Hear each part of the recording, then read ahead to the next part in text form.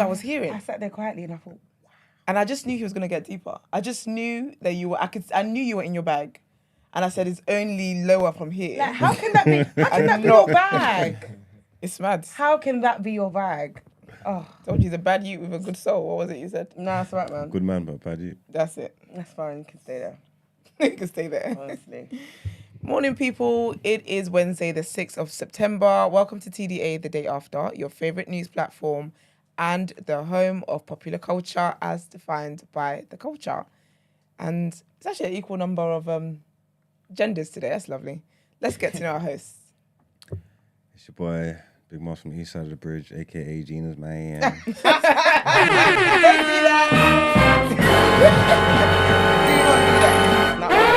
AKA.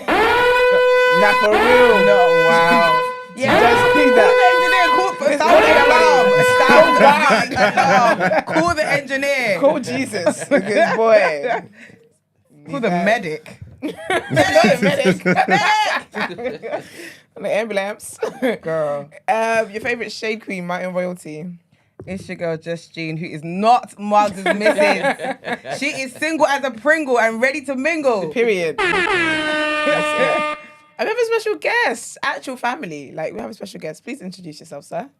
Cheeky Pilgrim. What else? Archaeologist. Say your mic. Oh, sorry. Cheeky Pilgrim, archaeologist, traveler. What else? Brent's cousin. Talk about the etc. aliens. etc. Alien believer being proved right. All right. This will be an exciting time for you. No, literally. That's actually it. When did we have our conversation? Was it like 2016, 2017? Really? It was so long ago. Long time. my Literally. gosh. And he came on our pod and was talking about aliens and me and you were like, okay. No, You guys thought it was crazy. Now Now it's look. in US Congress, huh? Look at this. Believe me now. So, Alright. did you find some alien extracts when you were doing your archaeology? Nah, I didn't find anything yet. You know, you studied at Cambridge. Yes. PhD archaeology, Cambridge. Wow. Nice. Black We had some, excellence in the building. We had these two A-level students yesterday. Yeah. Two black kids, a girl and a guy, and they're going to Cambridge. And we were celebrating them. We had them on a wow. show yesterday, yeah. Yeah. Big up Nimi and Olivia. Yeah, They were big up so to them, lovely. man. Salute. Maybe I'll see them out there. Yeah. One of them studying medicine, and the other one is economics. Awesome. Smart kids. Love that for them. Very smart kids. But nice. Everyone good? I'm going to do a poll, yeah? For what? No. Is Gina done with I knew he was going to do that. Let's see what the people think. No, I'm done. That's actually, let's see what our community think. Yeah. I'm actually done. We've seen what the Kili community think. No, I'm done. Let's see what. I do have the backstory on this one, though. Okay, so I we're know I said a basically... few things that got taken out of context. No. It was... You see when a man does a little pre-text. It was not out of He about to context. lie. It was really what it was meant to be. It was heartfelt. It was She so showed his hard. ass. He was in his bag, and do you know Alright. what the crazy thing was? We put it back up. You know when you give someone a second chance at life? Oh, He said, I said what I I'm doing said. it again. I said what I said. Said he stood in it. He dug even deeper. I thought, well, damn, okay. Alright, so give us some context. Give us some context. All right, so he decided to... No, do you know what it is? Just be rattled all over again. No, In real time. because our fellow gentleman over here, we understand where he's at. Do you get what I mean? Like, we get it. When it comes to women, love, relationships, he's not really, as you say, trouble in there, innit? Trouble in there. Trouble in there. Trouble in there. So that's where he stands. Cool. But he has said a few times that, like, he's not saying that he won't settle down if he finds the right person, etc., etc. And for him to do that, we know it means it's serious, right? For him to even say it, we know that, okay, cool. For him to settle down, it's going to be the one, or there's going to be a person that makes him get in that space. Fair. Fine and fair.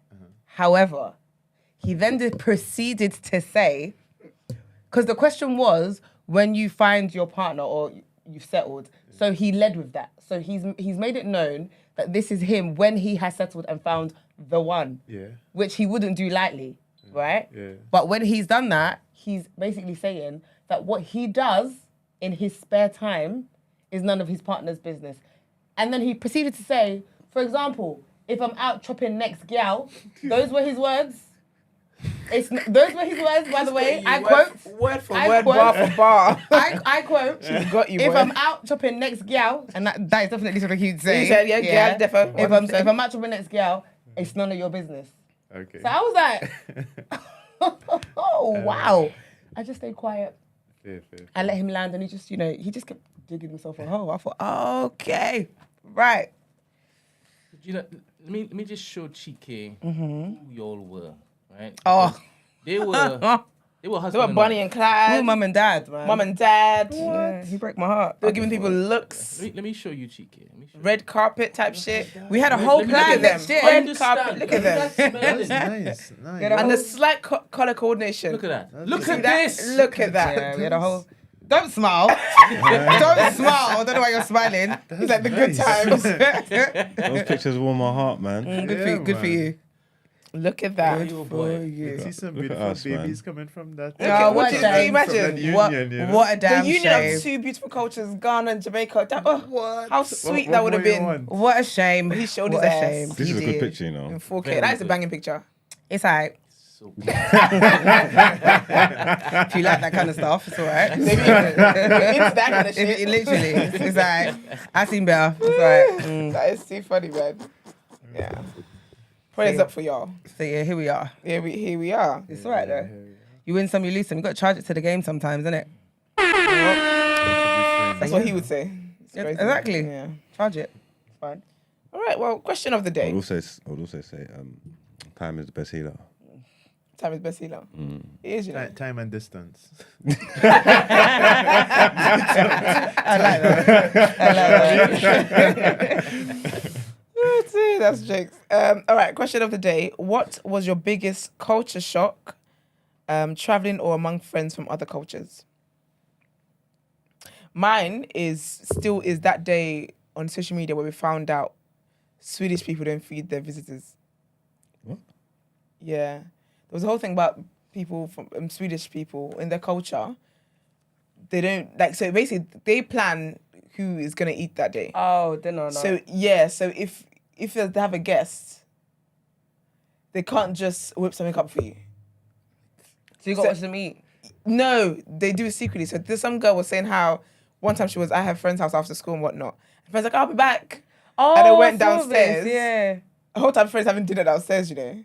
So she comes down like, where are you? And she sees them on the dinner table, on the dining table, just eating.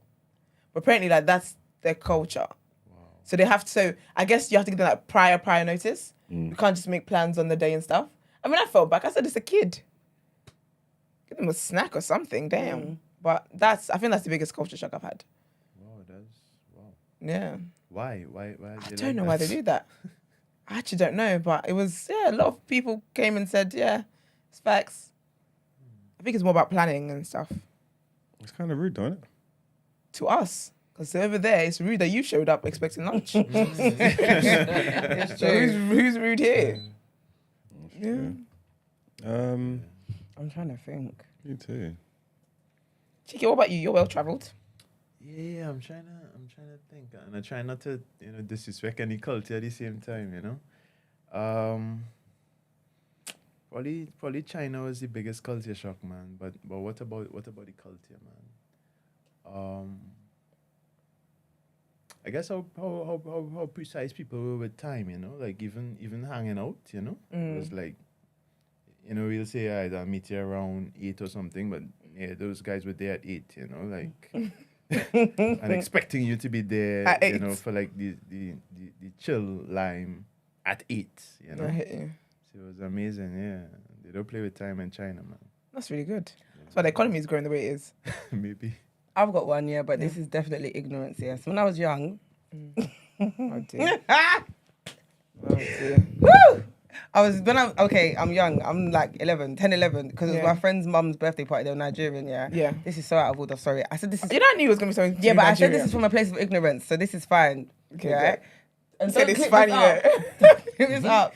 Nah, No. hashtag Nigerian TikTok. No, Don't don't, finish because the you. way you'll finish... No, let me tell you why you're going to finish me. Okay, good. So obviously we've gone to the party. It's my friend's mum's 40th, 50th. I don't remember how old she was, yeah. Yeah. But they're spraying her, right? And again, I've never, ever Okay, yeah. seen someone being sprayed. And I was like, oh my gosh, is this prostitution? Sorry, that's what I ran with. Prostitution at the age of 11. Because I was like, she's dancing for money.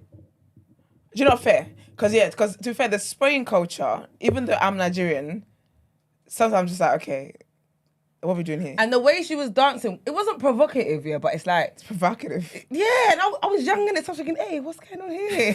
like, and Your mum, did you know what you brought me to? no, literally. So like, I literally was like, I remember I said, oh my gosh, is she a prostitute? That's so funny. No, that's fair actually. That is fair. Because why are you? And to be fair, I throwing didn't money at like her. So people? then when we went back to school, I did spread the rumor that her mum's a prostitute. I'm just being honest. Are you alright? Yeah. She said that part. So Beat. You start giving like for like. I'll be so honest with you. He might not want you back. I did say, I was like, no, literally, it was in primary school. Damn, Facts. man. It was in primary school. That's so orcs. Yeah. And I gave you hella disclaimers before I said it. Yeah, but I didn't expect that part. I'll No, be honest I know, with you. I I know, did I not know. think you went and spread rumors. I did. I'm going to be honest. Damn. I'm just- All right. Well, I own my truths. clearly, Wow. Gina, love that. How you feeling, Bugs? Um, Seen her and you like. yeah, I see it differently now. Oh, whatever. To be fair, the money thing is weird when you look at it. I mean, there's other cultures within Nigeria, like Igbos. Theirs is like they just throw it in the air, and you're kind of just like it's just falling on you. It's a whole thing. Yeah. There was an African culture. I can't remember what culture it is though, where basically for the bride price, you know, like African cultures we do bride price and stuff like that. They have to keep giving the bride money, everyone from the family, and until she smiles, you can't stop. So that she just has to be, because the video went viral. It was like, it's her wedding day. Why is she looking so upset, kind of thing? Right. Yeah, what tribe is it? Is it a Calab? I can't remember what it was. But anyways, so she just sat there like straight face, resting bitch face, on her wedding day. But then he kept giving money. The whole family is giving money. But yeah, that's the culture. Until she smiles, you can't stop spraying the money or giving the money. So think it's what so you have cool. to do, like hire a comedian to kind of be on the side? Nah, kind of make her man, laugh or just- something. You gotta do all sorts. Do you know what I I'm think? trying to give her the eye, kind of wink at her. She's like, Is it because her Bring the money. her family probably told her that there's a certain amount, like there's a certain yeah, point like that she has to baby reach? girl. They can't put £50 and you're smiling like Yeah. a just Can you respect yourself? What's your value, sis? Keep that face straight. But yeah, that's an interesting one. Brent? When it happened in Manuel's house. All these things happened in Manuel's house, isn't it? I walked in. Brandon's not even here. Yeah. I walked in and I went in the living room, but the door wouldn't go fully back. Like it was something was stopping the door from going back. And then I looked behind the door and I see this little girl hanging from the door. Brent. Like this. She's been punished. Like this. Yeah. She's not There's a was punishment. she hanging from the door? Was she And then I kneeling said, down? What are you doing there? I said, Emmanuel told me to... No, was she kneeling down? No, she was hanging from the door. Like she was hanging on. A little girl. On the door. Yeah, a little girl. Her feet How were old on is the she? floor. She was about 7. To be fair, that is our punishment. I was actually thinking about incorporating that into my little sister's life the other day. Not hanging from a door, other techniques. But And no, Emmanuel that's, wasn't even bothered. He was like, yeah, because that's our culture. She knows what she did, he That's said. the culture. Let me talk about That's something. that's a punishment and discipline. They're not smacking you. Sorry. You do certain things. Sorry, Gina. Do you know I'm going to talk about this? Because I put this on my story the other day and people went wild, right? So it was... About Nigeria? No, it's about Ghana. Okay. So it's in America and basically a Ghanaian mum got arrested because she put ginger in her son's bum. Yeah. Right. Yeah, we talk about that. Because So I put it up and I put it up and was like, oh, my butt cheeks clenched you know what's so I mad, remember Gina? this You know I was punishment. going to message you. Yeah. But I thought, no, that's your experience. No, so I said, oh, my butt cheeks clenched reading this because I remember this punishment. My DMs went crazy. People were like, no effing way did this happen to you. I was like, yeah, it was normal. All the Ghanaians, we were Yeah. all kiki and being Nah, like, oh my it's gosh, abuse. our parents were abusive. And they were like, someone else was like, why did they do this? I was like, oh, it was punishment. Yeah. Was it like It's chopped abuse, ginger? Yeah, so what they would do is they'd literally Does it chop, matter? they'd skin it. Huh? No, if the skin is on, will you feel the effects? It's just No, a they butt plug. literally skin it. They will skin it and then cut it. Not into really small pieces, but they'll cut it. And Nigerians do literally that as well. Shove it in your ass. In your anus. Shove it. In your ass. Nigerians do that, but Nigerians Yeah, and use you gotta sit with it. And then when they... Nigerians use pepper. Why? Nigerians do the same thing, but they use What pepper. are we doing? But it's abuse. It's abuse. It That's is. abuse. It's a punishment. Like, it's child And abuse. you know when I got it, and the thing is, I remember the day. I remember everything. Like I remember the day. Everything is because my uncle got a new car, and my mum went downstairs to look at it, And then me and my cousin, we wanted to go, but we weren't allowed. So she was like, stay upstairs. But we were like, no, we're going, yeah. So obviously, we've gone in the lift, gone downstairs, left the house door open, and gone downstairs to try and like find them. We couldn't find them. Then we've kind of come up, but like, they've beat us back upstairs. So my mum was vexed. Oh. You left the house door open. You could have gone missing. Da, da, da, da, da. But you know, Africans, like, when you hurt, like, you know, like when you hurt yourself, before they like console you, they punish you or tell you off. Do you know what I mean? So it's one of those ones. But I just remember, bro, and she got my brother to assist. Because obviously you're going to be like screaming. Why or, like, everyone Trigger warning, trigger warning, trigger warning to the Ghanaians, trigger warning. That's why I asked if it was chopped to a hole, because look at it, ginger. They'll cut it. They will skin it and then cut it. So how big are the pieces? But then, and then someone... It don't Give me some of matter your how fingers. big How big are the pieces? Here. And then It someone matters. else, and then No, also, if you put a little bit in you're going to feel it. And then also, let me tell you something as mad as well, yeah. If you're really naughty, they'll put in your vagina.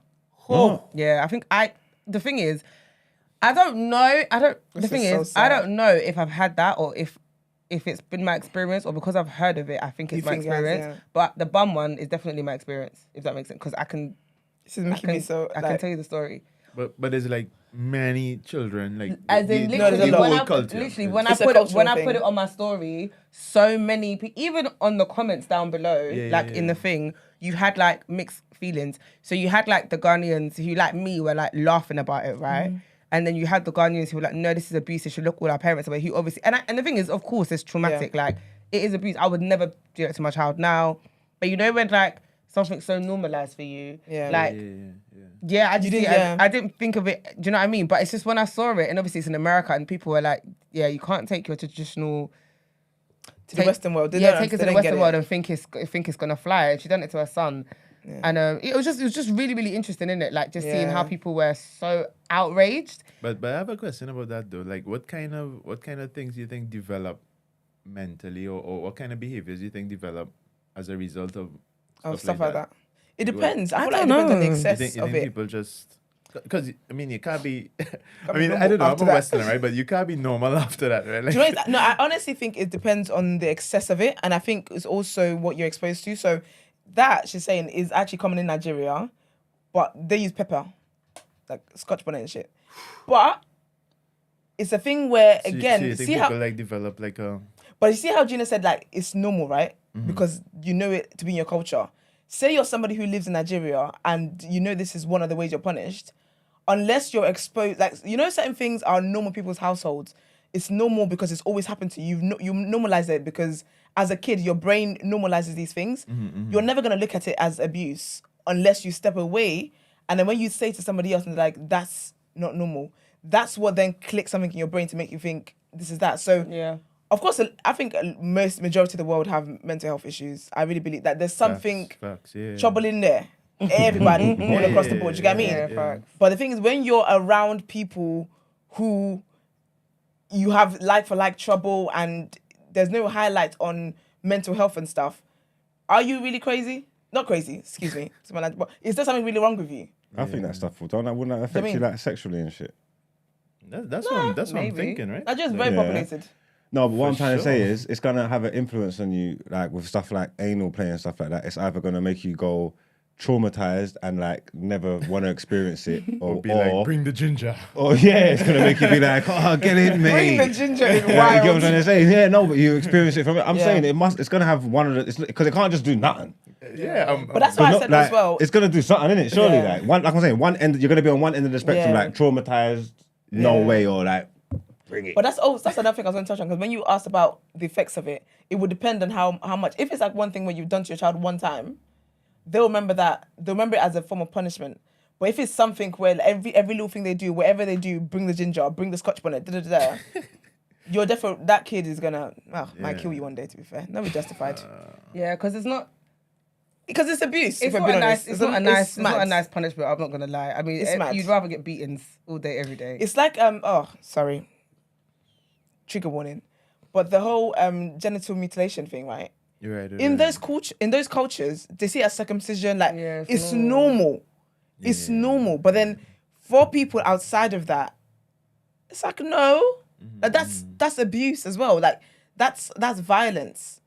I always find that interesting how like within our households or within our social group and stuff like that, things are normalized. But it's the moment you say somebody else and they look at you weird, that's actually when it's like, oh, I listened to a psychology podcast about this actually. And literally, yeah, your brain does not know it's weird. Your brain cannot compute the idea of it being weird until you see someone else's reaction to it. Right. And that's what unlocks something, and you start thinking, oh, maybe it's not normal then. Maybe that's how it shouldn't be. Wow. But they say the same with like kids from like domestic violence households and stuff like that. And like like households where there's a lot of chaos, there's a lot of noise and stuff like that. Like in their mind, that's just how households are. And that's when you speak to certain kids that in those kind of situations, they will say so casually, like, oh yeah, like, you know, mom and dad they fight all the time. Yeah. And then when their friends are like, oh, that's like, I've even heard adults that say about their parents when like they never saw their parents hug or kiss their whole life. Right. But then when they say to their friends, their other adult friends, and the friends are like, oh no, my parents always showed love, blah, blah. That's what then makes you think that wasn't a normal relationship then. But then you grow up thinking that's a normal relationship. But then the thing is when you get into like relationships and stuff and you end up you searching for home, right? Because sometimes we say we're searching for love, but you're searching for home. Yeah. And so you just end up kind of replaying the situation that you experienced at home. You know what I mean? That's the real thing. 'Cause I've heard I spoke to a married couple once, and they were saying that like how they grew up so differently, and like when they then got together and they're now having their own home and building, like having kids and whatnot, is when it's like, yeah, a lot of things that I've normalized, that's not normal. Do you know what I mean? It's interesting, man. It's crazy, but yeah, man. That's wild, man. Pick up everybody. That was just, it's just tight. Someone tell a joke or something. Sorry. Do you know what's crazy? The first headline is wild as well. Let's get to headlines. Let's just do it quickly.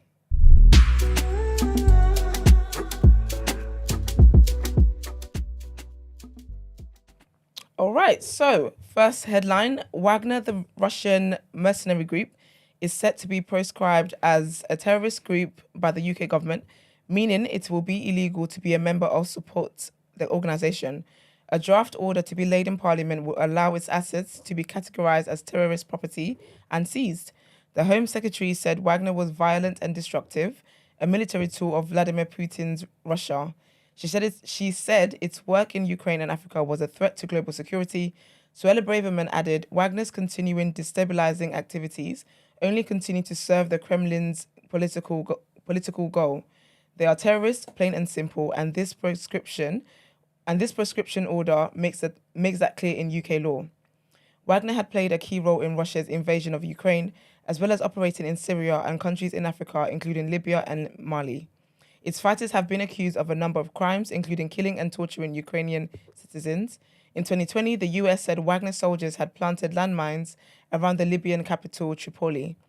And in July, the UK said the group had carried out executions and torture in Mali and the Central African Republic.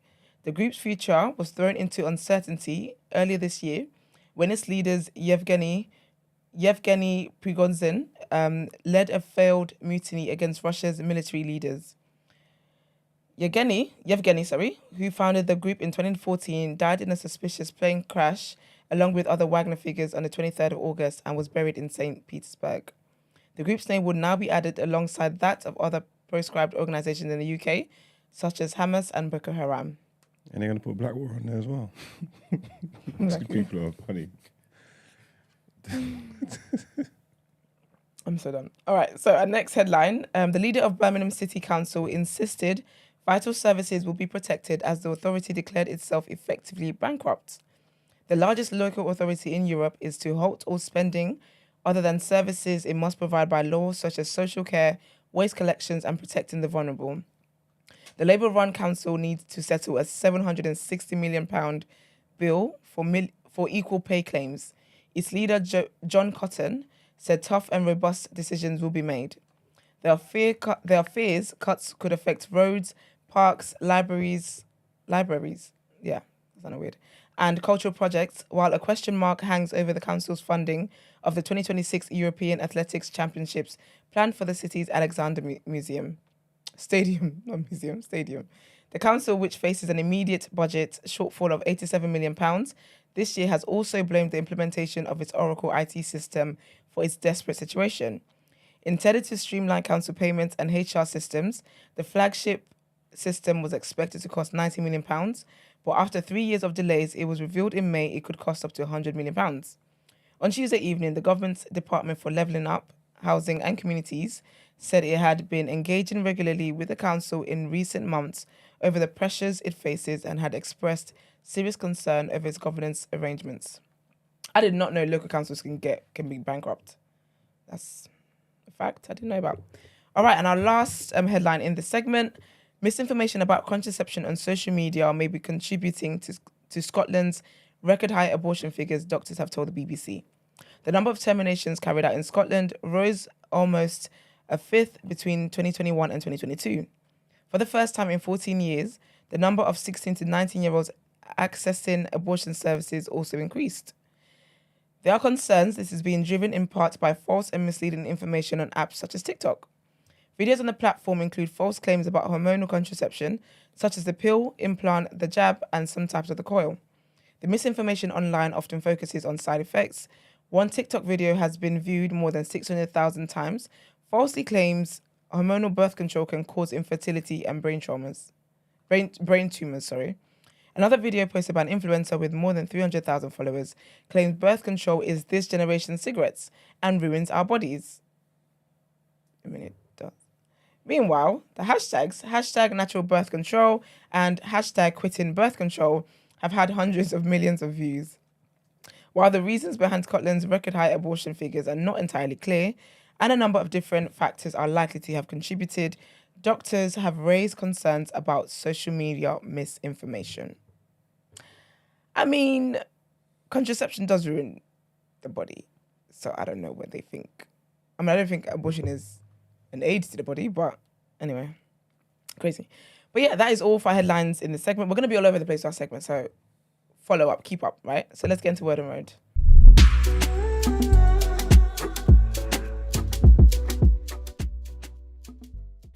All right, so first thing I haven't got much for you today at all, and I hate the fact that both things are very wild and very just crazy. But the first one today, isn't it? Huh? Said everything's just mad today, isn't it? Everything is mad today. Like this, yeah, man. Wow. It's in the air. Chicken, sometimes we're very lighthearted, typically. So Right. Don't judge us based on today's episode. That's all good. But okay, so basically, there's a guy. He's actually a convicted con artist. I don't want to report on this just because I feel like I like the Obamas. I like Michelle. You know, when they go low, you go high. That stuff. I like how positive she is. So this just feels very wild. But basically, there's a man who also in 2008, when Barack was obviously running his campaign to be president, whatever, he claims, right, that he met Barack Obama in 1999, and he gave him $250 for cocaine. And apparently he sniffed the cocaine and Barack smoked the cocaine. And Barack smoked crack. Crack, that's it. Allegedly smoked crack. And they then went on to do some sexual things. In 2008, he claimed he had 2 sexual encounters with Sir Obama. So where's the receipts? So basically, in 2008, he wasn't taken seriously by the media or anybody because he had no receipts. Apparently, he did a lie detector test and he failed woefully. He claimed that the Secret Service were the ones who tampered with the results, and that is why he failed, right? But this time, what's that guy's name? Tucker Carlson.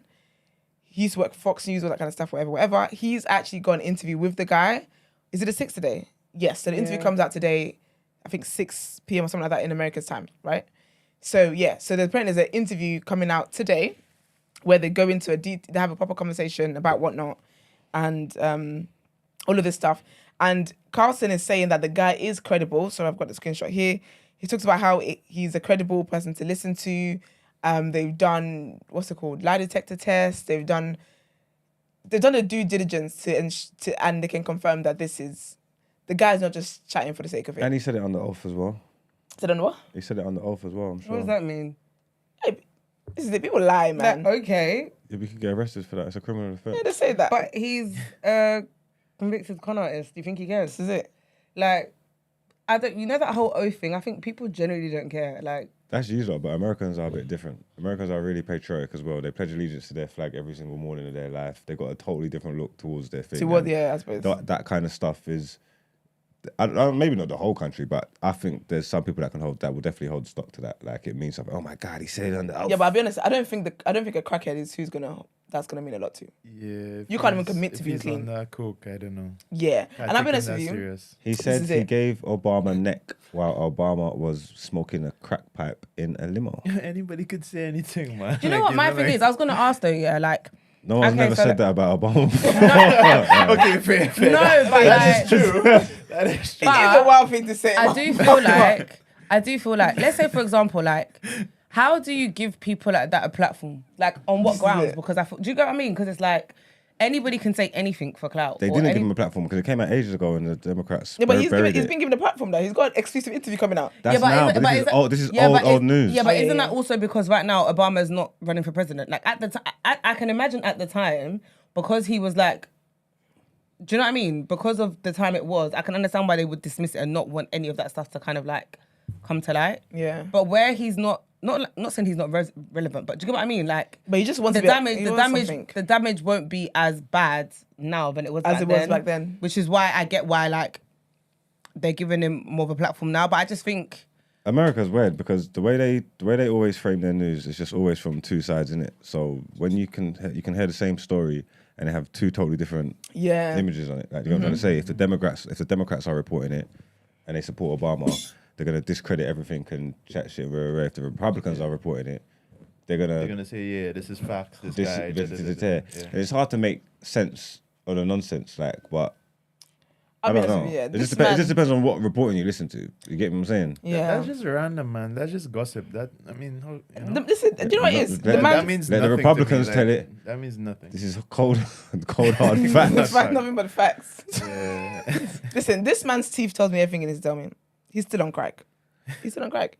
There were a He's still on couple crack. details though that I can't remember. That was very convincing. Clearly, they're not that convincing if you can't remember. No, Just Did you say- get them? Did you get them? Are they Republican details? It was such a long time ago. Are they Republican details or are they Democrat details?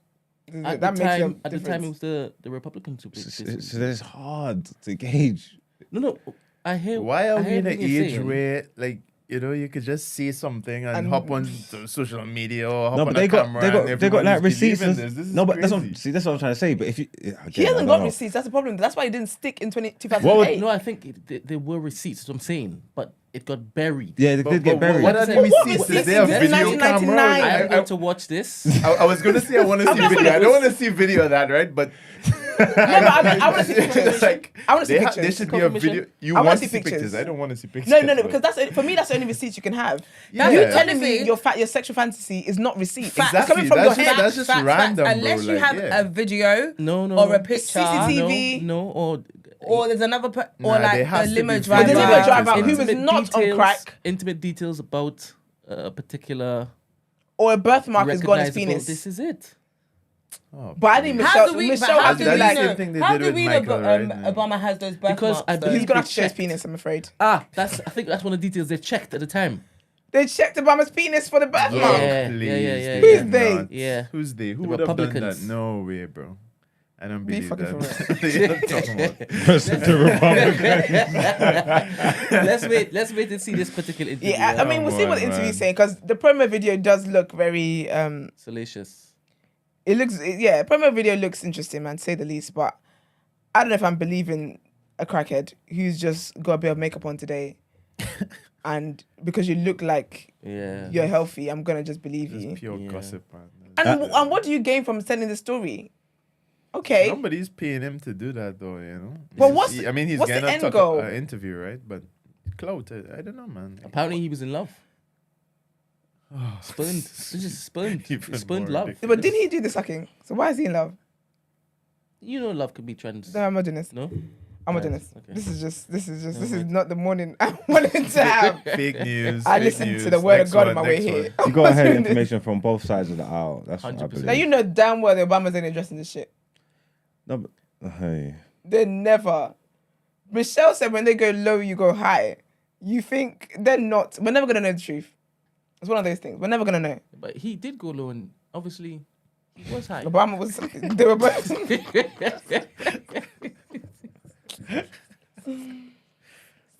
But what was Michelle in all of this? Oh, I don't put nothing past these people, so.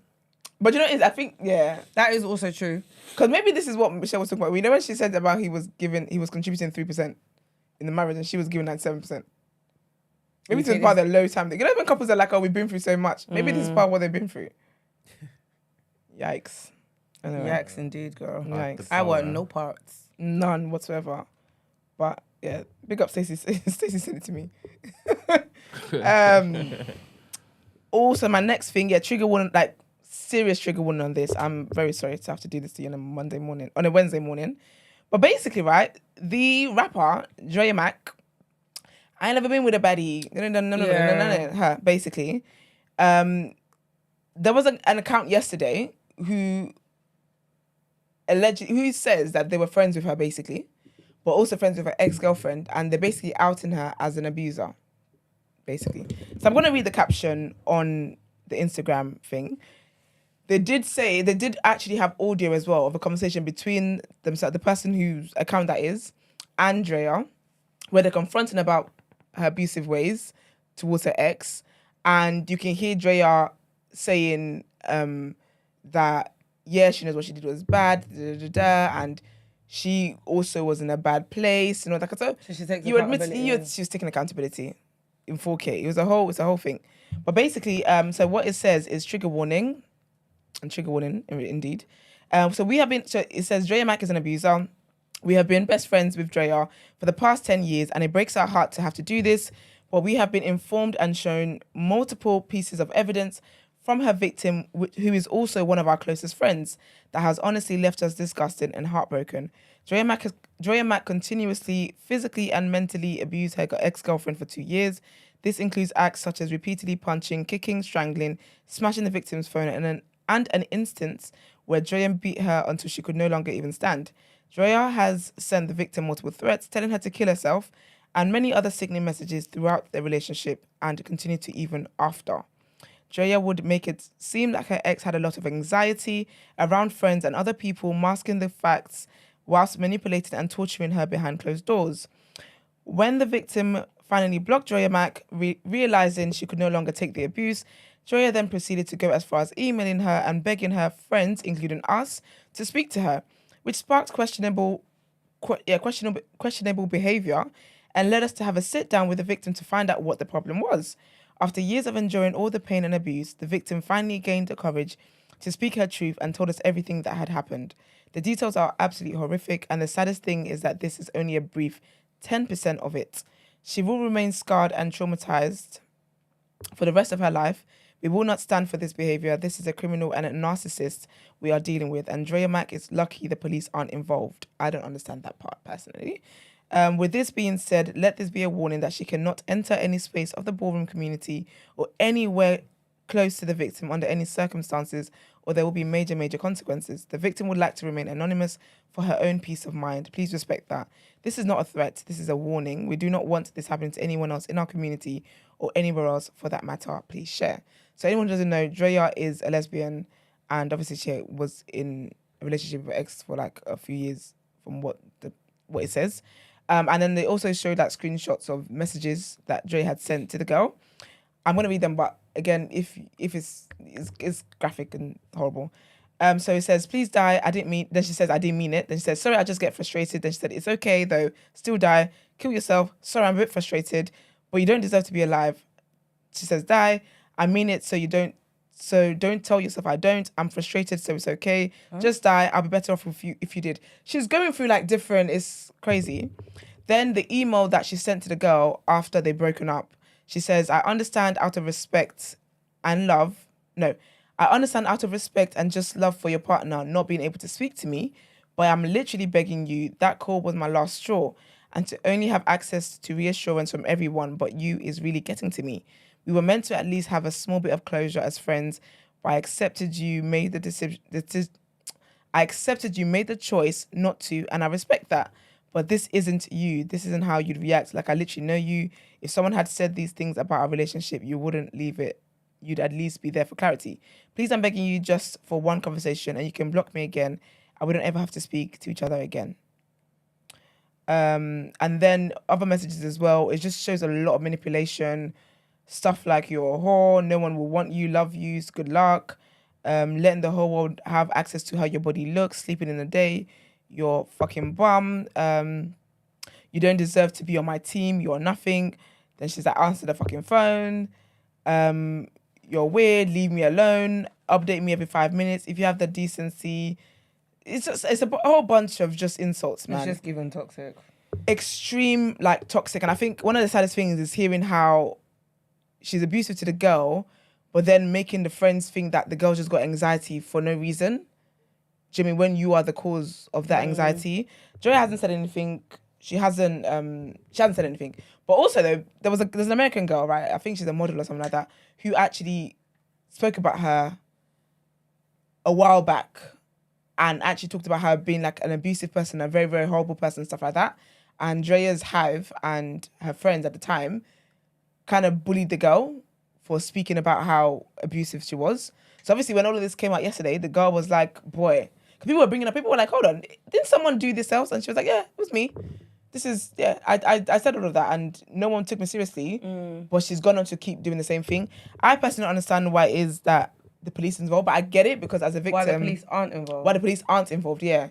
But I guess for the victim, she wants to remain anonymous and stuff like that. It can be traumatizing, but something like that, and I know I'm speaking from privilege, I'm burning everything down. If you did that, I'm burning everything down. Like, you will go to jail. But yeah, Dreya hasn't said anything, but peace and love to the victim. I'm glad that she's got friends who are supporting and speaking like on her behalf because she doesn't want, she can't, kind of thing. I think that is a beautiful thing. And I think even having friends who, well, like they're mutual friends, stand up for you in that way, that must mean something. So, love to her, man. It's crazy, very, very dark and crazy. But if Dreya says anything, I'll keep you guys updated. But do you know what I find really crazy, right? Like, you know when you just never know. Like, people obviously nothing surprises me anyway. Yeah. But you know when you just never know people or like what's going on behind closed doors or like or anything. Yeah. I just think I find it fascinating. Yeah. Like people literally are in because obviously because of like the fact that she's successful now and stuff like that, she's headlined like festivals for the for what's it called, Pride Month and stuff like that. Do you get me? So you're someone who's meant to be respected in the community. Do you get me? And stuff like that. And this is how you're allegedly living behind closed doors. I think that's why you should just be a good person, man. This is it. Just be a good person because you never know. Like, I'm not saying that she planned to be famous or she plans to any of it, but she is now, isn't it? And now look at how her past is like. Well, that's the question I have then. Like, is a rapper a role model? Is a celebrity a role model? I don't believe anybody should be. I don't believe they are, but I feel like unfortunately it's a role you get given. Like, it's do you know what I mean? It's like it's not by choice.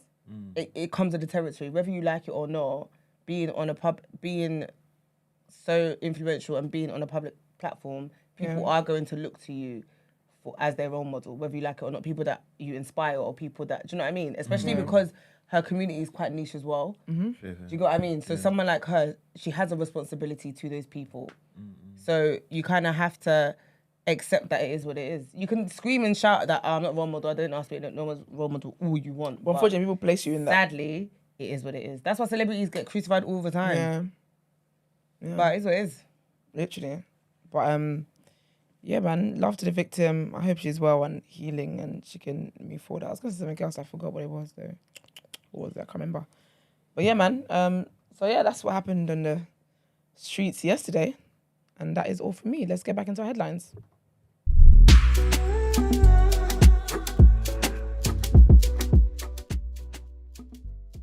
I'm talking about Swedish today. So the European Union has confirmed that a Swedish man working for its diplomatic service has been detained in Iran for more than 500 days and vowed to work relentlessly to secure his release. Johan Floderus, a 33-year-old official based in Brussels, was arrested in Tehran in April 2022 while on holiday. Iran announced 3 months later that it had arrested a Swedish national on espionage charges but did not name him. His identity was also kept secret by the EU and Sweden's government, but on Monday it was revealed in a report by the New York Times.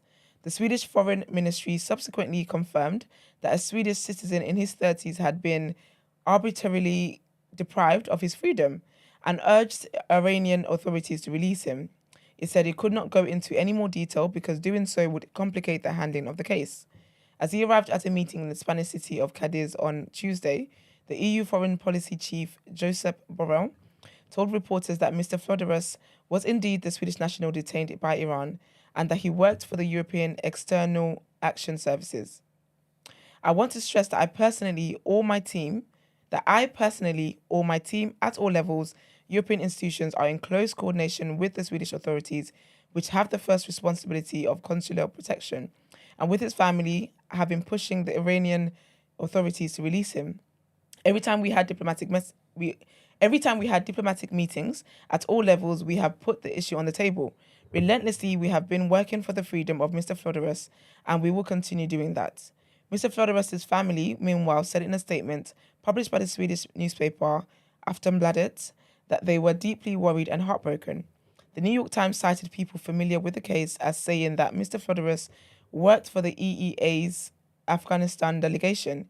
He had visited Iran previously on an official EU business without incident, but was detained after going on holiday there with Swedish friends, they added. Mr. Flodorus is believed to be held at Tehran's Evin prison, along with several other foreign nationals and Iranians with dual nationality or foreign permanent residency. That's honestly one of my worst fears in life, you know, being banged up abroad. Yeah. No. Oh Lord, I couldn't. I'm not gonna lie. Being banged up abroad, yes. Being banged up abroad somewhere that is not the West it's the worst. It's even worse. At least with the West, I can. Because how do you get in touch with the government to let them know you're there? What? Do they only care for their people? Do you know what I mean? Because if I got there and I was arrested as a citizen, I don't do anything for Richie Sunak's government. So no one's really checking for me. Y'all better be fighting for me. I expect you guys to be having protests and whatnot, trying to get me out. Anyway, God forbid, I'm going to put that in there. All right, trigger warning on our next headline. This is about the killing of protesters in Congo. I think, yeah. So 6 soldiers were charged on Tuesday for their involvement in the killing of more than 40 people during an army crackdown on violent anti-UN demonstrations in Eastern Democratic Republic of Congo last week. The group, which includes a colonel and a lieutenant colonel from the Republican Guard, are being prosecuted for crimes against humanity by murder, malicious destruction, and inciting soldiers to commit acts contrary to duty or discipline, according to a statement by the military court in Goma. The charges were read out at the start of the trial on Tuesday before it was suspended due to heavy rain. The soldiers were not yet asked to enter their plea. The 2 officers whose arrest was announced on Sunday were in command of soldiers who opened fire on protesters, according to a source close to the presidency who asked not to be named. Congo's government said 43 people were killed and 56 injured in the unrest in Goma last Wednesday. The UN Human Rights Office said that the death toll could be higher. The UN peacekeeping mission in Eastern Congo, known as MONUSCO, has faced protests since last year, spurred partly by complaints that it has failed to protect civilians against decades of militia violence. That's really good news, you know, because in Nigeria, we still ain't heard nothing about the SARS thing. It's just acted as though it never happened. So I'm glad that, you know, the victims have justice with that. And our last headline in this segment is about Kenya. Kenya's top-ranking female freedom fighter, Muthoni wa Kirima, has died aged 92. She was a pivotal figure in the struggle for Kenya's independence and the only woman given the rank of Field Marshal during the Mau Mau uprising in the 1950s. Kirima was born in 1930 and endured a challenging upbringing filled with racial violence that fueled her determination to fight for the freedom of her people. In 1952, she joined the Mau Mau, offering to provide its members with information. However, she quickly became a forest fighter and was highly respected for her combat skills, fighting alongside revolutionary leader Dedan Kimati, who led the armed military struggle against the British colonial regime. Kirima was nicknamed the Weaver Bird because of her talent at weaving great strategies. She also supported the movement off the battlefield by taking care of the injured and securing food, which led to her promotion to the rank of Field Marshal. President William Ruto tweeted that he was saddened to hear of the death of a powerful figure who had such a great influence on the country's fight for freedom. She was courageous, hardworking, and loved her family, served her community, and sacrificed for our country, always with diligence from the front line, he said. We honor her heroic contribution to the freedom and development of our country. The former freedom fighter, will be laid to rest in her hometown of Nyeri. R.I.P. to a great queen. And it's time to pay some bills. Let's get into some Wellness Wednesday.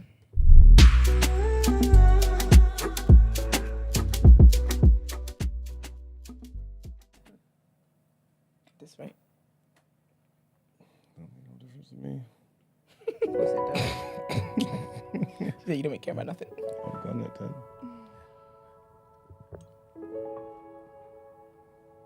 In this day and age of growing up with the internet, many people have been accustomed to living a facade and portraying a somewhat decorated personality of themselves.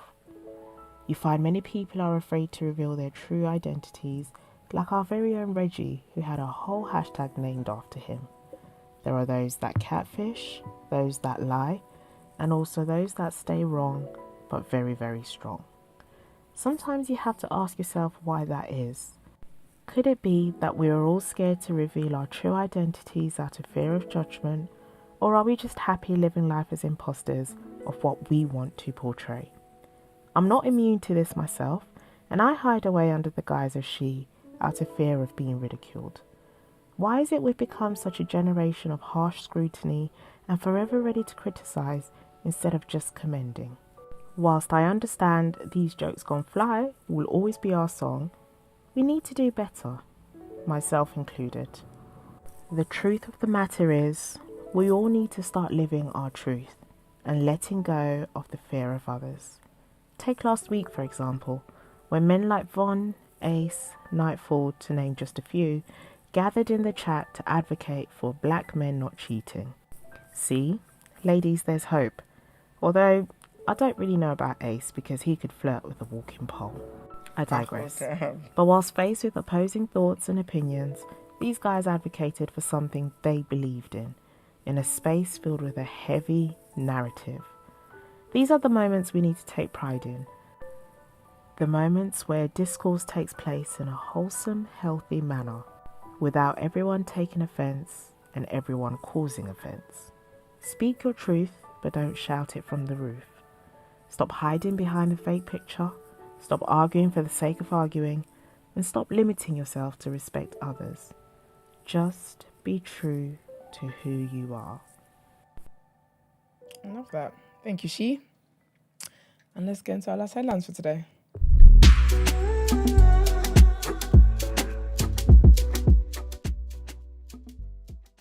What was it? Fluff or something? Oh, was that okay? All right. Okay, hold on. All right. Even me, I'm confused. So we're on the last... Cuba? Thank you. Okay, so Cuba has uncovered a human trafficking ring aimed at... Does this sound weird? Am I echoing? Mm-mm. You will, but Oh, okay. yeah, you're not wrong. What's my voice? Oh my gosh. All right, so Cuba has uncovered a human trafficking ring aimed at recruiting Cubans to fight as mercenaries for Russia in its war in Ukraine. Its foreign ministry said as Moscow seeks to increase the size of its forces. In a statement, the Cuban foreign ministry said the authorities were working to neutralize and dismantle the network, which it said was operating within the Caribbean island nation and in Russia. The Ministry of the Interior is working on the neutralization and dismantling of a human trafficking network that operates from Russia to incorporate Cuban citizens living there, and even some from Cuba, into the military forces participating in war operations in Ukraine, the ministry's statement said. Cuba has a firm and clear historical position against the use of mercenaries. Cuba is not part of the war in Ukraine.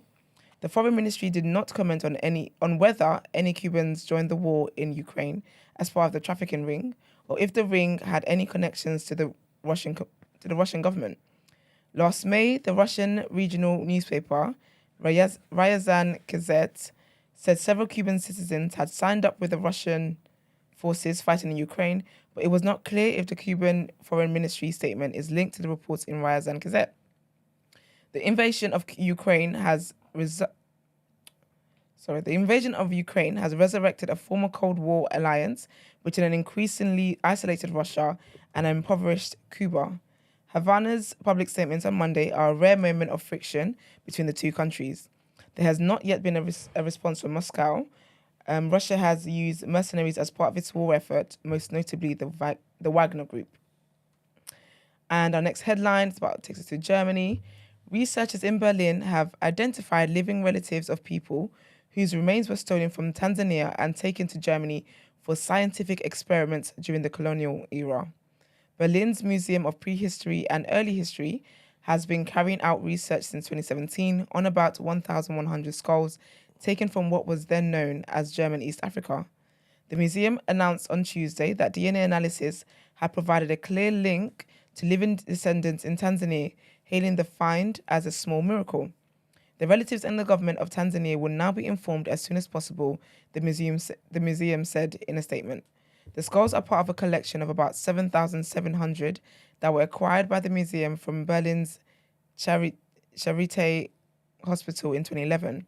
The museum authority said many of them were part of a collection assembled by the doctor and anthropologist Felix von Luchan during German colonial rule. The remains are thought to have been looted from cemeteries and other burial sites around the world and brought to Germany for scientific experiments. German East Africa included present-day Burundi, Rwanda, mainland Tanzania, and part of Mozambique. The museum said its researchers were able to gather enough information on 8 of the skulls to merit a search for specific descendants. For one skull, a complete genetic match was found, with a man still alive today. The title Akida on the skull indicated that it belonged to a high-ranking advisor to Mangi Meli, a powerful leader of the Chaga ethnic group in the late 1800s. The DNA sample provided a direct match with a descendant of Akida, the museum said. An almost complete match to descendants of the Chaga people was also confirmed in a further 2 of the 8 skulls examined. That's crazy. And our last headline is about Africa and agriculture. So African countries should move away from primarily agriculture-based economies to light industries, less capital-intensive industrial subsectors such as food processing, textiles, consumer goods, vehicles, and machinery, if they are to manage to service the debts a conference has heard. They should also stay away from corporate loan sharks as the debt spirals out of control. Nigeria. Mainly because of the slow pace at which G20 framework to restructure debt is being implemented. African countries gathered for a conference on debt and development last week to compare their different fiscal positions and find common solutions. Some have it worse than others, but few African countries have it good. So far, Zambia, Ethiopia, Chad, and most recently Ghana have applied for relief from international creditors. Kenya is likely to follow after the strain on its external debt increased in 2022 as a result of the US tightening its monetary policy as well as Russia's invasion of Ukraine. African Forum and Network on Debt and Development Executive Director Jason Braganza told News 24 the situation is being made worse by the slow progress in renegotiating with creditors and by the advice given to governments by their development partners about continuous borrowing. Most African countries owe money to the Paris Club, a group of officials from major creditor countries, including the UK, the US, Australia, Austria, Belgium, Canada, Denmark, Finland, France, Germany, and Switzerland. Chinese private lenders are owed some 162 billion rupees, I think that is, according to the Oxford University Politics blog. And yes, time to pay some more bills. Reaction. Let's get into reaction.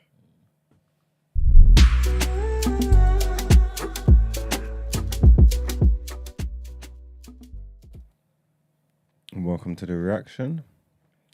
We've got a few football rumours that we'd like to address. It says Arsenal goalkeeper Aaron Ramsdale is under increasing pressure to keep his position as first choice keeper, with David Raya in line for a run in the first team. You happy about that, bro? No, I mean, I'm indifferent to it, to be honest. Okay. It's always going to happen at the Is it the international League break, Cup? really, isn't it? Huh? Is it the League Cup? No. Is it Premier League? Probably. He's gonna. Don't you think he was always going to do this at the international break? Because where was he going to find the time to do it? Actually, you know what? Well, he's won the game. I think if he's would have dropped any points against us, he would have definitely used it as an excuse to just let the international break get him out of there and just put Raya in. Because obviously he wants Raya as number one anyway. That's the whole reason why they bring him. All this competition crap that man are talking is just nonsense. It's just about finding the right time to do it, innit? Ramsdale hasn't really given. You feel that that's the case?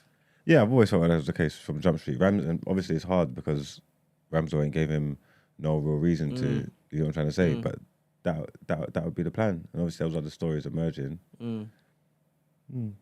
I think it's inevitable. It just needs to make it make sense, if that makes sense. But I reckon that was always the plan from Jump Street. Okay. No, I don't know. You say you don't mind? You say indifferent to it? My friend, the better and the best win. To be honest, You just want the best for the club. I just want the best for the club. I appreciate that. I definitely appreciate that. What's this? Sergio Ramos is said to have snubbed last-minute interest from Manchester United, according to reports. Well, that's good because you just keep trying to buy these big names and old players. We should have been getting Sergio Ramos when he was in his prime. I don't even know how old he is now, so I don't mind about all that. That just probably would have been another player on big wages. You know what I'm saying? So that's all bollocks. Chelsea defender Levi Colwill has reportedly been declared to make his senior England debut after a scan confirmed he had not suffered an injury. So you Chelsea fans out there, you should be happy. Big up Levi.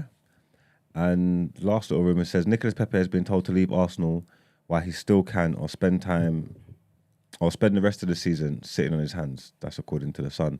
Apparently, they've agreed it with is it one of them Turkish teams? Yeah. 6 million or something? 2 million up front with add-ons or something like that. Yeah. It's a massive loss, isn't it? Nice profit. He did really exist in my head, innit? So. You just charge that one to the game, innit? Definitely. It's crazy. Yeah, So much talent. What, no redemption for him or nothing? It's just... I think he would pick up Godwin.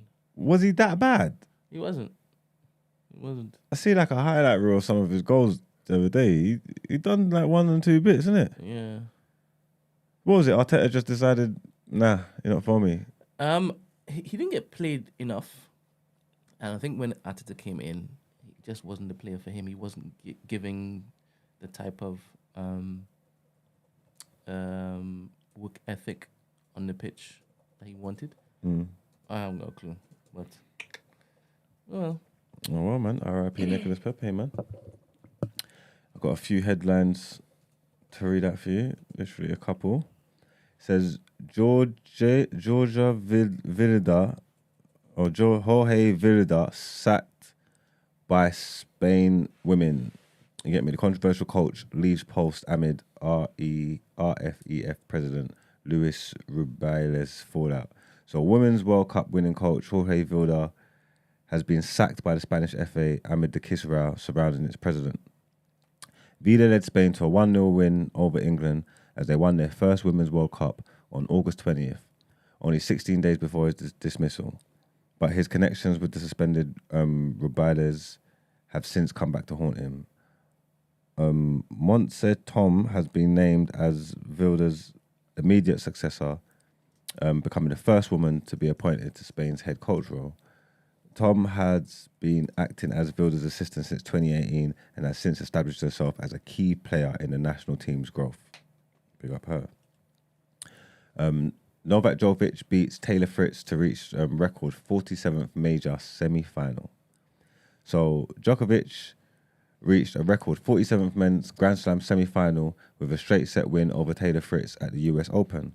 The Serb 36 prevailed 6-1, 6-4, 6-4 on Arthur Ashe Stadium to continue his pursuit of a record equaling 24th Grand Slam title. Djokovic, I don't know why I said that first time as well. Djokovic achieved his victory despite temporarily appearing to struggle with the heat and humidity in New York. The 3-time champion will face home hope Ben Shelton in the last 4. Shelton, in contrast to Djokovic, will be appearing in his first Grand Slam semi-final following his win over compatriot Francis Tiafoe. Djokovic maintained his perfect record in the US Open quarterfinals with his 13th win in a row at that stage to overtake Roger Federer for most Grand Slam men's semi-final appearances. The victory also moved him within 2 wins of equaling Australian Margaret Court's tally of major single trophies. And that is the end of our sports headlines. We're going into Out Ere? Mm-hmm. Let's do it.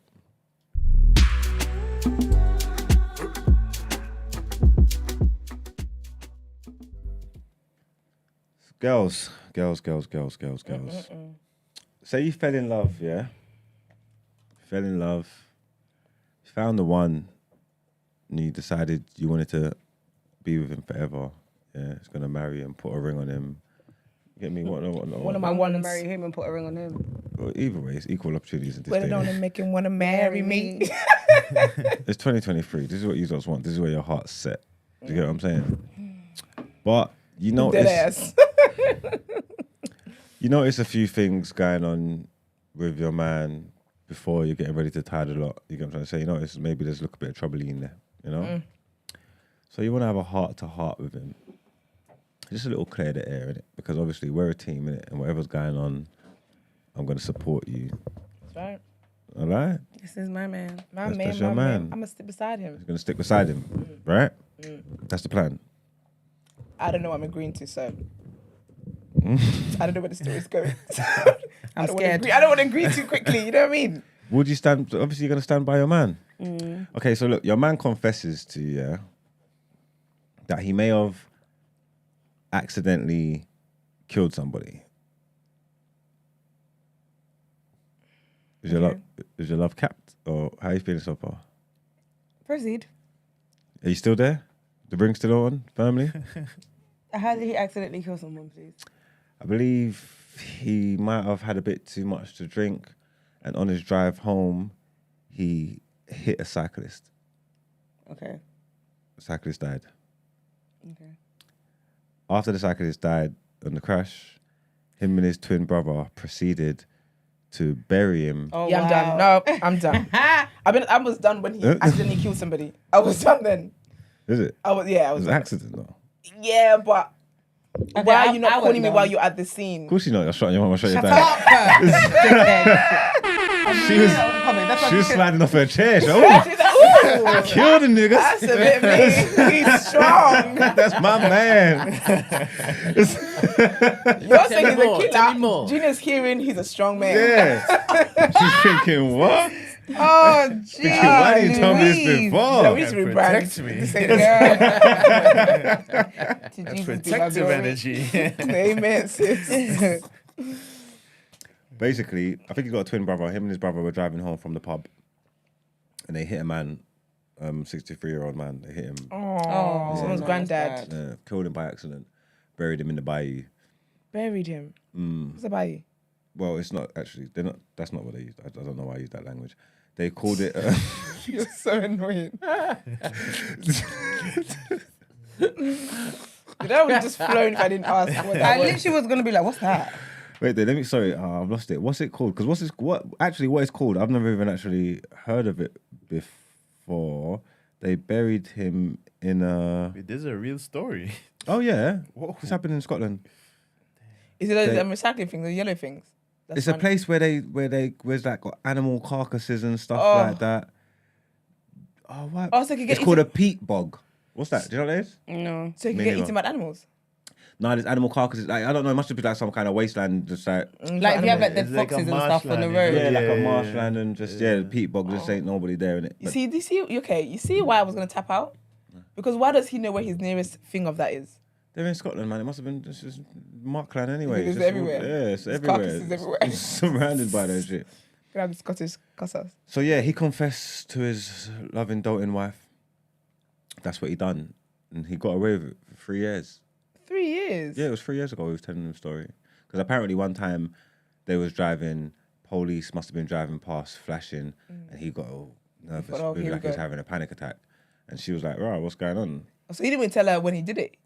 No. I don't know whether he was with her at the time or what, but he had got away with this for 3 years. Anyway, she, made him confide in her even more and was like telling me where I'm going, and then she was like, okay, cool, look, show me where you done it. No, she snitched. Oh yeah.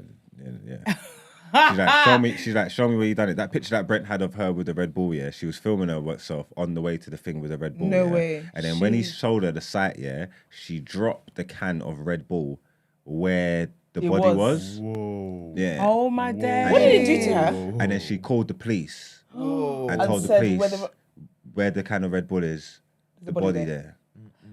I'm not What gonna did he do to lie. her? That's not. No, I'm not snitching anyway. I'm not gonna snitch. I would only snitch if the police come and I could be an accessory to this. Yeah. I can't go to jail for nothing. Like, it's not made for me. It's not my story. Too cute to go to jail. You see what I'm saying? Yeah, so she went out of her way and she made a whole thing. And I think she even might have spied on him for a further 9 months. Like, the police needed to help build the case and that. So She's mad. So what did she do to him? what did Do you know how intentional that is? Yeah, this was She even took a Red Bull. The can is what's spinning me. No, that's very She thought she calculated. was Annalise. Yeah, literally. Annalise Keaton, you know. And she trust me. She's like, where the can is, that's where the body is. She definitely thought she was in flipping CSI. So wait, basically, if he didn't confide in her, he would have got away with it. It Basically, wasn't for them Basically. damn It's a kids, movie. the meddling wife. The meddling, yeah. Yeah, I'll be honest. That If is you tell me that, I crazy. don't want to know. He shouldn't have told her. You should never have told her. He shouldn't have told her. Like, I would rather you not tell me. I'm not gonna lie. I don't like. Because also, like Esther said, you're gonna make me an accessory because now I know that if I Yeah. don't do anything about it, I'm an accessory to murder. Do you get what I mean? So like, I'd rather just you not tell me. You think I won't be in court saying I thought it was a dream? Okay. Watch the TDA clips back and hear how I be dreaming. I thought it was a dream, Your Honor. What? I'm not playing that game. Apparently, someone in the police might have even leaked to the community what she had done because she's being shunned in her community. Good. Of course. She doesn't like it. She walked into the pub and everybody goes quiet. Oh, like the movies. I find that so lit. And looks at her, and then the pub man was like, "Oh, you coming for a Red Bull?" Oh, don't mind. Yeah. No, do you know what? Yeah, she's. Because that's deep. The thing is, what the guy done was wrong, yeah? Like, as in, you can't, like, the fact that you accidentally, it was an accident, innit, do you know what I mean? But you went out of your way to bury him, like, that's, come on, you're taking it too far, innit? So, but that's something you have to live with. Like, clearly you can't, not like it's going to eat you up alive here, but do you know what I mean? Like, that's for you and God to deal with, yeah? But the fact that she went out of her way to kind of, she didn't frame him, but to, like, she done him dirty. She done him real so dirty, dirty, in my that's opinion. crazy. Was she his fiance? Yeah, she was gonna marry him. Yeah. Yeah, she done him mad dirty. Mad dirty. I'm not gonna lie. Her moral compass was guiding her towards right, and that, innit? Obviously, like I feel like there's a way you can do it though. Like That's the thing. I feel like do you know what I mean? She should have even been honest and been like, you know what? I know you told me this, but She I could can't. have told him, I'm going to. I would have police left with tell. this, Yeah, or I can't be something, with you. I'm gonna have to tell the police. Like I you know can't what it live is? with I feel this. like him getting away with it. If it's like been 3 years, he got away with it. Like there is a whole moral thing there, and I don't. You know what I mean? It's sad because someone's lost their granddad and they don't know where they have no closure on this. So I would be like, you need to go and tell the police. You know, Even an anonymous call so the people get closure, Yeah. you know? this is it. So the person is like... Anonymous yeah. letter. Do you know what I mean? Something, but to say, oh, show me where the body is. Have a can of Red Bull, Wow. and then strategically leave it there. No, that's It's crazy. too calculated. Like, there's Yeah. so many ways she could have gone about it that wouldn't make her be a bitch. That's wild. I think she should have just been honest with him and told him that, you know what? I can't keep this secret. I can't keep this secret, and now you told me I'm gonna have. But can I say though? Because I can't be angry at her for having a moral compass. Do you understand what I mean? Like she did what she felt was right ultimately, right? And that's she's on a her. civilian. She was privy to a murder. Exactly. So I can't sit here and say she's out of order for doing X, Y, and Z, right? Because that's what she felt was right. And obviously she's given a family closure. Do you understand what I mean? But that's not murder, right? It's manslaughter, right? Yeah, it's Yeah. manslaughter. Yeah, Yeah, it's manslaughter, manslaughter. Yeah. So I can't be mad at her for doing that. And she had good intentions. I just think the way she went about it was completely wrong. The brothers was on trial for murder. I think they pleaded guilty to lesser charges. So the one who done it must have pleaded guilty to manslaughter. He got 12 years, and the brother who helped him get rid of the body, I think he got 4 or 5 or something like this. Wow. So now she's worried about the retaliation when they come out. Because when they and come stuff out, like that. because they're not, yeah. As No, our but first of all, shows- if they're not murderers, why are you retaliating, bruv? So that means trouble has been in there. Nah. As wild. the show's moral compass, Brent, what do you think she's done wrong or right? I wasn't even listening. So What? I wasn't listening. Oh, sorry. I was talking to Emmanuel. Oh, okay. He's gonna be here in a couple of minutes. Okay. Yeah, And he he's said even that. outside. Said that 8 o'clock. So she loves this guy. Apparently. Allegedly. Nah, she don't love that guy, man. Yeah, she might have wanted He to did love something. him. He Not must have done love something to that her, guy. man. No way. He must have done something to her. Maybe she's just found out he was cheating or something. She must have, because you know how detailed her snitching was. She didn't need to snitch like that. It's weird because obviously everybody's things are different. If she found out and he just done it, I can understand it's all heightened and that she might feel a And you certain feel way. panicky, like, I could be but he involved got in away this. with this I for will be 3 honest years. though. I will be honest. There's something about knowing I've been sleeping next to a murderer for the past 3 years that's scary. That will give me the Murderer or chills. manslaughter? That's Do you know what? Manslaughter, manslaughter innit? is I don't- different, man. That's Nah, like, it's man, an accident. manslaughter. I'm not gonna lie, your Accidentally opinion here is not valid. You're not She's like, objective. I don't know if I wouldn't mind sleeping next to a murderer. That's not even what I was gonna say. Okay, Go, what were you like- gonna say? No, leave me alone. That's not what I was gonna say. You lot have just painted me out to be some gangster bitch. What's killing me is that you have not once given us a reason not to think this isn't true. That's not what I was gonna say. It's okay, go on. What are we gonna say? Jesus. What are we gonna say? No, it's fine. Gina likes the warrior spirit. Loves a fighter. My opinion is not valid, so it does Loves not a matter. fighter. Nah, because there is, I can't lie to you, my partner can tell me you killed somebody 3 years ago and now this is where we're at. That's scary. Let me ask you a question. If he killed the person before you got together, would you expect him to tell you when you're together? Don't ever tell me. Because my thing, if you tell me something, because I know how the law works, you cannot tell me that you killed somebody. I am now an accessory to that. Again, I'm always going to put my freedom above anything. I'm not going to lie to you. Like, there's no shame in my snitching game. If you put me in a position where I could go to jail for years for shit I did not do, it's different if you did it and say you're on your last kidney, you got like 6 months to live. I could take on a crime for somebody and do time for you. Like, I'm that nice and kind. But don't put me in a position I didn't need to be in. So him telling her, first of all, he's selfish. Furthermore, anyway, you should know your partner enough. Any partner of mine will know they You can't just tell me sound about like crime. you're dropping a Red Bull can, sis. Bro. You sound like you're waking up to And you know dropping what's that mad? Red Bull And that's can. a man that doesn't pay attention to detail. Because where's your can of Red Bull? He was too careless. He's a careless murderer.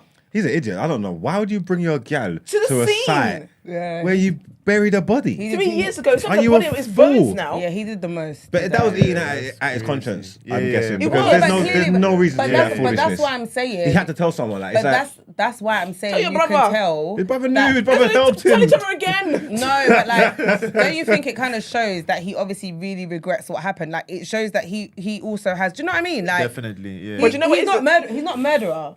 But that's why I feel like he can't be angry at her then. Because sometimes you ask your friend or you tell someone something because you know why you're telling wanted them. to be exposed. He wanted to be exposed, and he could not, because basically if he did it, he and his twin are going down for it. Yeah. His twin's gonna blame him. Yeah. It's easier to blame Margaret than to blame himself. It's self-sabotage what he done then. It's self-sabotaging. self-sabotage. Because you know your partner. No one can tell me about a killing they've done. You know it. Like, I'm leaving you. I can't do it. And the way I'm set up as well, I'm such an empath that I will be thinking about that family all the time. When Christmas comes, I'm thinking, oh, them poor kids would have got like a £10 note from their granddad. Now they're not getting that because you and your twin brother wanted to be doing killings on a Tuesday afternoon. He knew what he was doing. I wouldn't have told to the last second. What you're about to die? Yeah, You know what? And then the doctor comes and says, oh, sorry, wrong guys, diagnosis. do you know what's interesting? You know, death by dangerous driving. Oh, that was killing me. The sentence isn't as high though. It's not. It's not. So he was better off. Do you get what Confessing, I mean? yeah, he was better off He just was dealing better with off it. confessing. He would have got a lesser sentence. Because now you covered it He was up. drinking as well, though. Yeah, but I still think he would have got a lesser sentence. No, he would have got less than that. Because it happened to my a friend of mine. That's how her dad passed away. It was a drunk driving. And what the woman got was... Yeah, it's not Because she had all these people in the court, all character statements, talking about she's a lovely woman, blah, blah. But then even she knew what she did and she just drove off. And then she tried to mask it. So she called her insurance. And she's like, oh, I hit something else. She said she hit a pole and whatever. And that guy was the one who had to record it for insurance because he was like, nah, man, this is not a pole damage. And that's how they then started to investigate and then found out that she had hit somebody. Yeah. But what she got was literally A slap on the wrist. people that do weed get more years. I wasn't sure who was done at him, man, because I think everybody. because I was saying that he's done it because he's a fool. Yeah, I don't know. he real wrong to do that too, though, to bury that guy and all that. I mean, I guess he panicked big time, you know. Yeah, but that's I'm when not- I'm you're not- drunk. You can't. You're not Yeah, logical. You're not in a you logical panic, state. yeah. But when you wake up the next Why day, ain't burying a body though? When I'm 3 drunk? years, and no, why do you know? It that- is a safe space. Can I talk freely? Allegedly, yeah. Hypothetically, you can. Hypothetically, if I can get away with some shit, I'm gonna get away with it because I ain't trying to do all that. Don't do all that time. Yeah, I'll be honest with you. And I'm not saying it's right, but it is what it is. Do you know what it is? I feel like he shouldn't have told her. I think telling her was a very selfish thing. That would piss me off. If you put me in shit I don't need to be in, that would really It's a lot for piss me someone off. to carry though as well. It's a lot for someone You're offloading a lot. Wait, told you, man. I'm 89 on my lastest breath. Yeah, them For ones last- yeah, you're really sure. Like, nurse, how long do I have? She's like 2 minutes. All right. Let me know when it's 30 seconds. Say, "Whew." It's in a Pete Bog. No, it's No, but you know it's in what? a where? Pete Bog in Scotland. You know how much that would piss me I'll off? slap you up. Wake up. That would piss me off even more. I'll be Wake so up. angry. I'll be like, you prick. 'Cause now you got now to you've scavenger hunt. gone, and now I have to now I'm gonna have all these questions I can't even ask you. Like now I'll be so angry. I'll come to your funeral, yeah. You know when I stand over your when I stand over your box, you know when you say your last minutes of respect, I'm like, you fucking prick. I already told you. I told you what I'm doing. If someone wrongs me and they die, I'm tipping your body straight into the ground. You're not being in a casket. You will lips the earth. Back to the earth you go. I think he was out of order for telling her, man. She can't be done out here, I'll be honest with you. He was mad for telling her. She's a snitch. So the I Red think they're Bull, both. the Red Bull I think they're thing. both done But, it. but do you know what it is as Seeing well? her Yeah? little smug face with the can. She's like, She even took a He don't selfie. even know. You know what I'm saying? I'm not even gonna selfie, lie. no? Yes, Snitches get stitches. Do you know what it is, yeah? She From the took a- moment, she knew she was going to snitch. She took a selfie with the car. But that's it. It was all evidence for the police. So from the moment he told her, she knew you're going down for this. Yeah, you gotta pick your partners properly because no girl that loves me is doing that.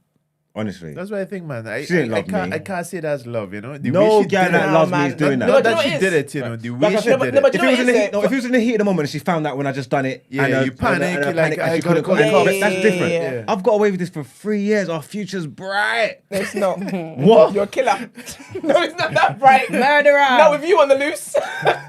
But that's the thing, though, because the way, like, I get what you're saying, but the way I see it, like, no man that loves me will ever tell me that he's an accessory to a killing or he killed somebody. That's such an interesting perspective. Because you're made an accessory. Like, whenever, because the thing is that everything that's done is going to come to light at some point. So It's a gamble. you don't want to know. I don't want to know. But, I but, don't but, want to but, know. but is that limited to just manslaughter and murder or just any other Chike, what are you thinking? vice? That's what I'm saying. She's Like saying- some people like She's saying what he does in his spare time. I'm not saying that. so then we back to Bridget. I'm not saying that because I will find out and there will be consequences 100%. No, but you can't do something. That's a big crime. And then you That's just true, that's just true, go to therapy. Tell your therapist she legally. Actually, No, with your that- therapist wait, has to with that report she's- you, with yeah, that for she's manslaughter snitching. and murder. No, yeah. no, think no. about the movies. With that, she's snitching. Yeah, you can't you. But that's the thing though. She can't. That's why I said he must have done something. She can't love him and go to such detailed snitching. I think she could have snitched, but the level at which she snitched, Just the way, yeah. She didn't like dropping that guy, Red man. Bull. She didn't like that. She didn't guy. wanna marry Yeah, him. Yeah. she needed him gone to jail before the wedding day. And then again, I feel like she went undercover for a further 9 months, helping to build the case. Do you know how and bad build that is evidence as on it. well? So what they're just having a roast on a Sunday. She's like, so about that killing, what was he wearing? I'll be honest with you. You know what it is? Again, I can't be judging civilians for doing civilian shit in it. So their mindset is different in it. So I can't vilify her for doing what's, like perceived as the right thing to do or whatever. Like, you know what I mean? But it was very distasteful, man. I think it was Yeah, she's distasteful. like, but all of them are. And love is supposed to be blind. No, not mine, boy. Huh? I see the fuck out of my eyesight. See how bad my eyesight is on a normal day? When it comes to love, I see 2020. It's clear. Clear as heck. Wearing a wire. Yeah, that's wild as well. Because really and truly, she's thinking I'm sleeping next to a murderer for 3 years. But he's sleeping next to a snitch for 9 months, not knowing there's someone out in a white van outside their house Netflix movie. listening to the audio. Okay, well, let me give you my train of thought, yeah? It's wild. he done it by accident, yeah. What he done afterwards wasn't nice and it was horrible, yeah, but it was survival mode, innit? And it was self-preservation in it. And I can't argue, I can't fault that, me personally. Some of you might be able to, but I can't fault self-preservation in it. So he tried to preserve his life, he got on with it, yeah.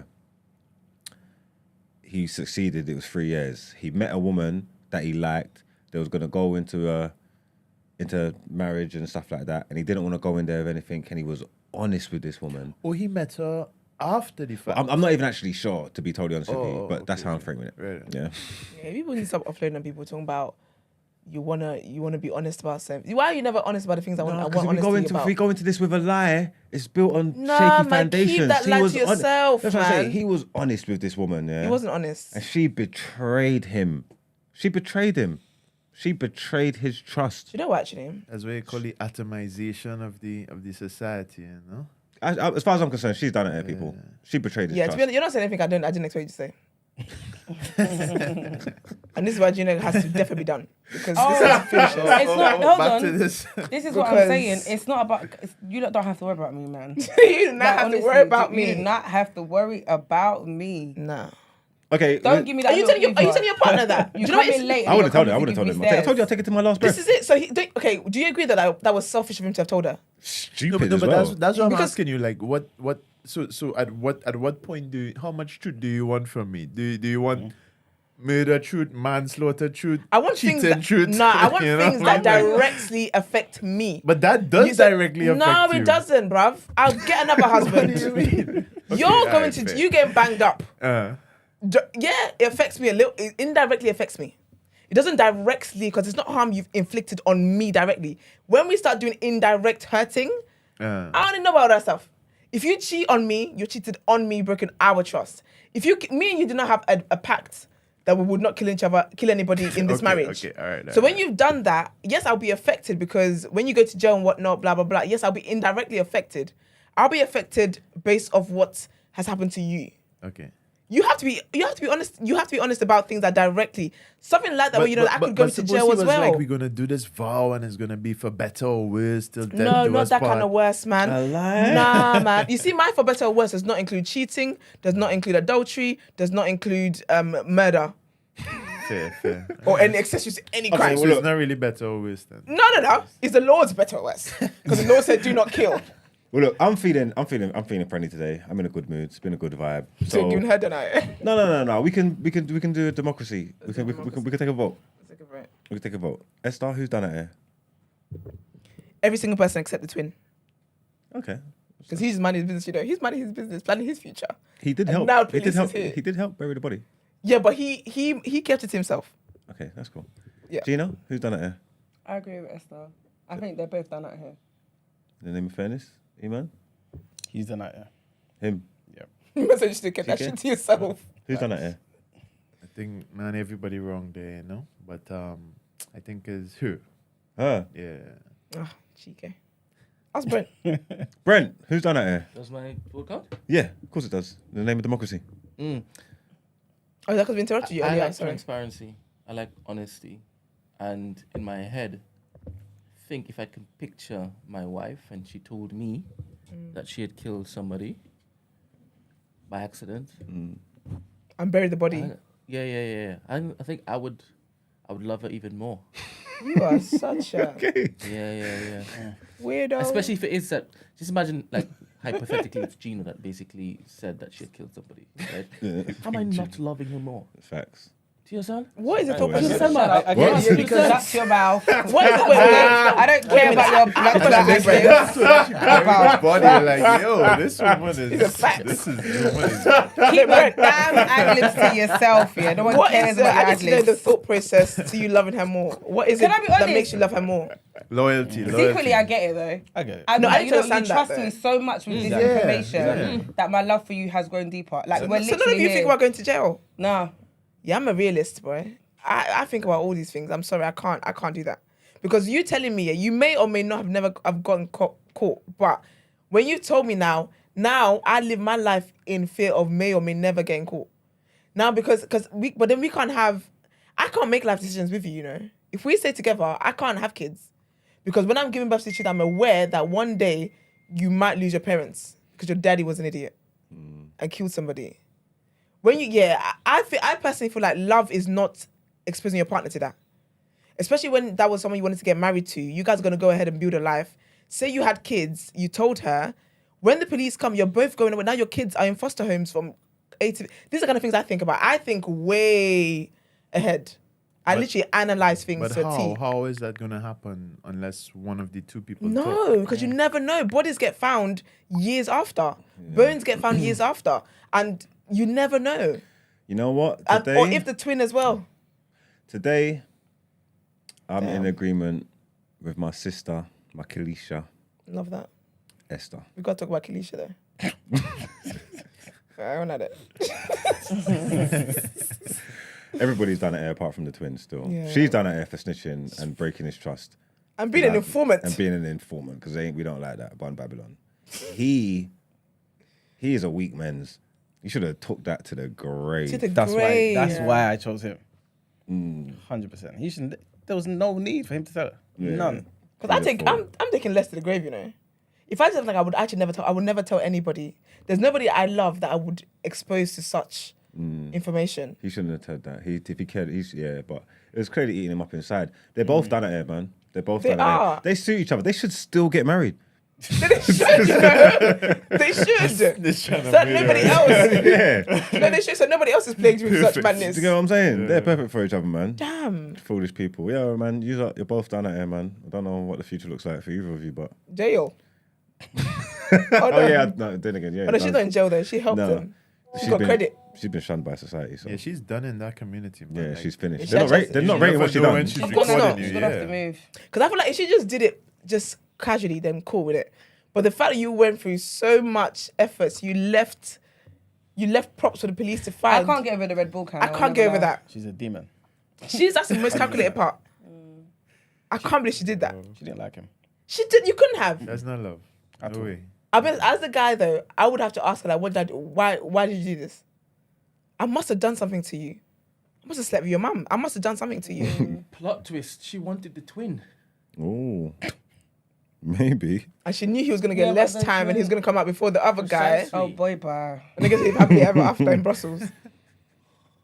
The Red Bull can was low. That's low, you know. Low. No, do you know what's lower than that? Is this selfie beforehand. To prove that this is the can. Yeah. This is the can. That's mad, man. That's scary. At least it wasn't a Magnum. That's cool. That's not on brand. Well, yeah, they're both done it here and in a I don't know, we're in the upside down today. We're in the upside role down. Reversal. Let's get into topic of the day.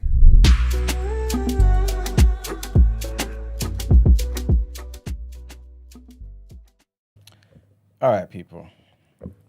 Welcome to topic of the day. Firstly, I want to give a big trigger warning. Yeah. I thought you were going to say you want to give a big apology. No. He said, no. Carry on. No, actually, I will. You give say an true to apology. yourself. You know what I mean? It was my little girl's first day at. Oh, that's all right preschool. then. Oh, you should have said that. That's all right. Big I up had to her. make sure I see her off on the first day. Oh, she actual school.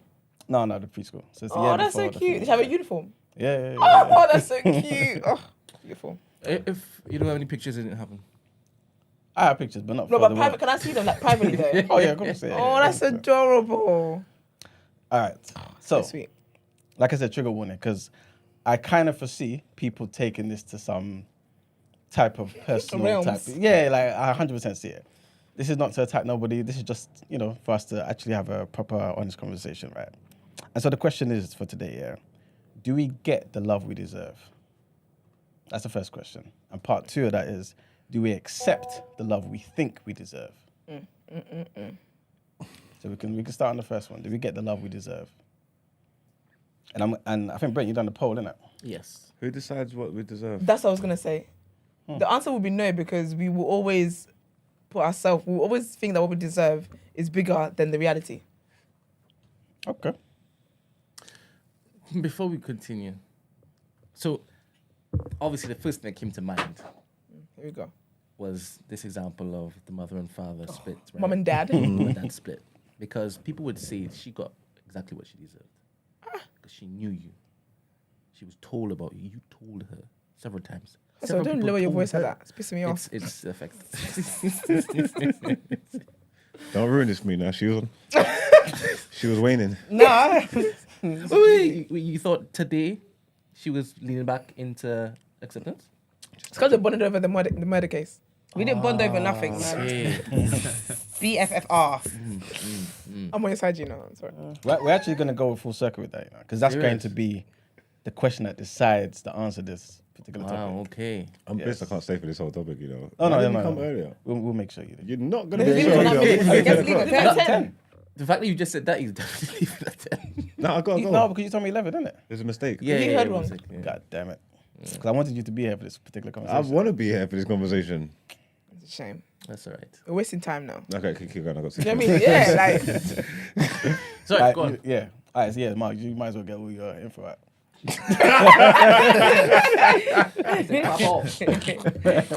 Go off now. Don't hold back. So, do we get the love we deserve? Do I get the love? Well, I don't really get any love anyway, especially now Gina's thrown me away. Oh, phooey. What are you talking about? Well, you didn't want no love in the first place. I need love. We all need love. I just don't know how to accept it because I've been hurt in my past.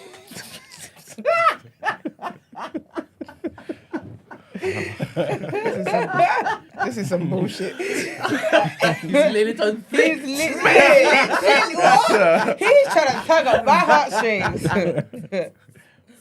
Love don't live here though. She dead. Go on, sorry. Buried in the bayou. Literally. Who decides what we deserve? I think I'm going to lean more towards no. And I say that because I feel like not a lot, but there are like a good handful of people who end up settling and being in relationships that they shouldn't be in, knowing that they deserve more. Do they actually deserve more? I believe so. And they don't go for it? No. Then do they really deserve it? They do, but I feel like if you're operating from a place of trauma, it's unfair to say that you don't deserve more. So would it be fair for you to go with your traumatic self to somebody else who doesn't? But sometimes you don't always realise that you're operating from a place of trauma. So Do you get what I mean? So what if the universe was trying to keep you away from those people who are trauma-free so that you don't pass that on to them? Because you don't deserve that. It's a conversation with you and the universe, I guess. I see where you're going. It's fine. Just asking. Shika, what do you think? Ah, that's real, man. Like, yeah, I guess you're saying if you haven't worked on yourself and dealt with your trauma, you're just gonna keep trauma bonding. So that's what you deserve. Is that what you're saying? I'm not saying you necessarily deserve that unless, but I guess in my brain, I'm thinking, I'm working backwards. I'm basically seeing it as, for example, in everything in life, right? What you're doing, you've worked hard to get there. You've determined that you deserve that because the proof's in the pudding, you know what I'm saying? And so my thing is, how much do we contribute to where we end up? You know what I'm saying? Yeah, or are yeah, we, yeah, because yeah. when it comes to the good things, we can say, yeah, I did my best to get this. But when it comes to the bad things, we want to say, no, the universe and pray and God who cursed me and everything else, right? Why is it that we don't take some responsibility for that? Nah, I think you get the love that you deserve. You know. And I think, but I think that sometimes bad things happen to good people. Facts. You know?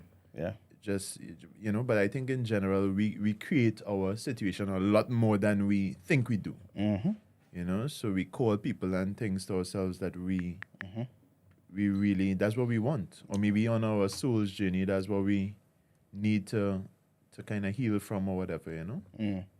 Yeah, for sure. So then, if we then take it to the second part of the question, which is, do we accept the love we think we deserve? If it's the case of, okay, bad things do happen to good people, like we all know, right? If it continually happens to that person, so let's just say that bad thing manifested as a person entering into their life in a relationship form, right? And they remain with that person. Is that anybody else's fault? You know what I'm saying? It's self-inflicted. It's self-inflicted. Yeah. So do you deserve it? I think we have a lot more choice and a lot more agency than we think. than we think we do. You know, and I don't wanna use the whole slavery as a choice thing, right? But think about it, right? You can do something else. You can die. You can commit suicide, right? Yep. So you always kind of have a choice, you know? Mm-hmm. But for some people, you know, you just feel trapped in a situation or whatever the case may be. But we have a lot more choice than we think we do. So in that sense, I think we do accept the love we think. Deserve. Yeah. There's always choices, but the options ain't always good or always fair. It's easy to say, there's a choice, but it's the options that we're dealt with, innit? Like, it's easy to say, oh, yeah, you could die or commit suicide. Who's doing that? Like, you know what I'm trying to say? Like, someone that's religious, that cares and wants to, that doesn't even think about the here and now, and even cares about their soul and the afterlife and stuff like that. How is committing suicide an option? Because then I'm finished now. You know what I'm trying to say? That's internal damnation for me. Like, so that's not an option. Yes, it is an option, but it's not. You got to take it off the board here. You know what I'm trying to say? So Why? No, it's actually an option. Not for me, because I'm going to go to hell. No, but that's also like what you choosing to believe in. You know what I'm saying? Like, so it's still a choice. It's tough, man. I think you're making it. I get what you're saying, but you're making it seem so like Black and white. And it's not. Do you get what I mean? I get what you're saying. Obviously, when you break it down, but I feel like you're being very Do you know what I mean? Yeah, I get what you're saying. Yeah, and I don't think it's that straightforward. Even saying like, even with choices and stuff here, because it's like you can, okay, trigger warning. No one chooses to be abused. Right. Do you understand what I mean? So if I was abused, and because of my abuse, I end up making bad decisions and getting into a relationship, I don't know any better, right?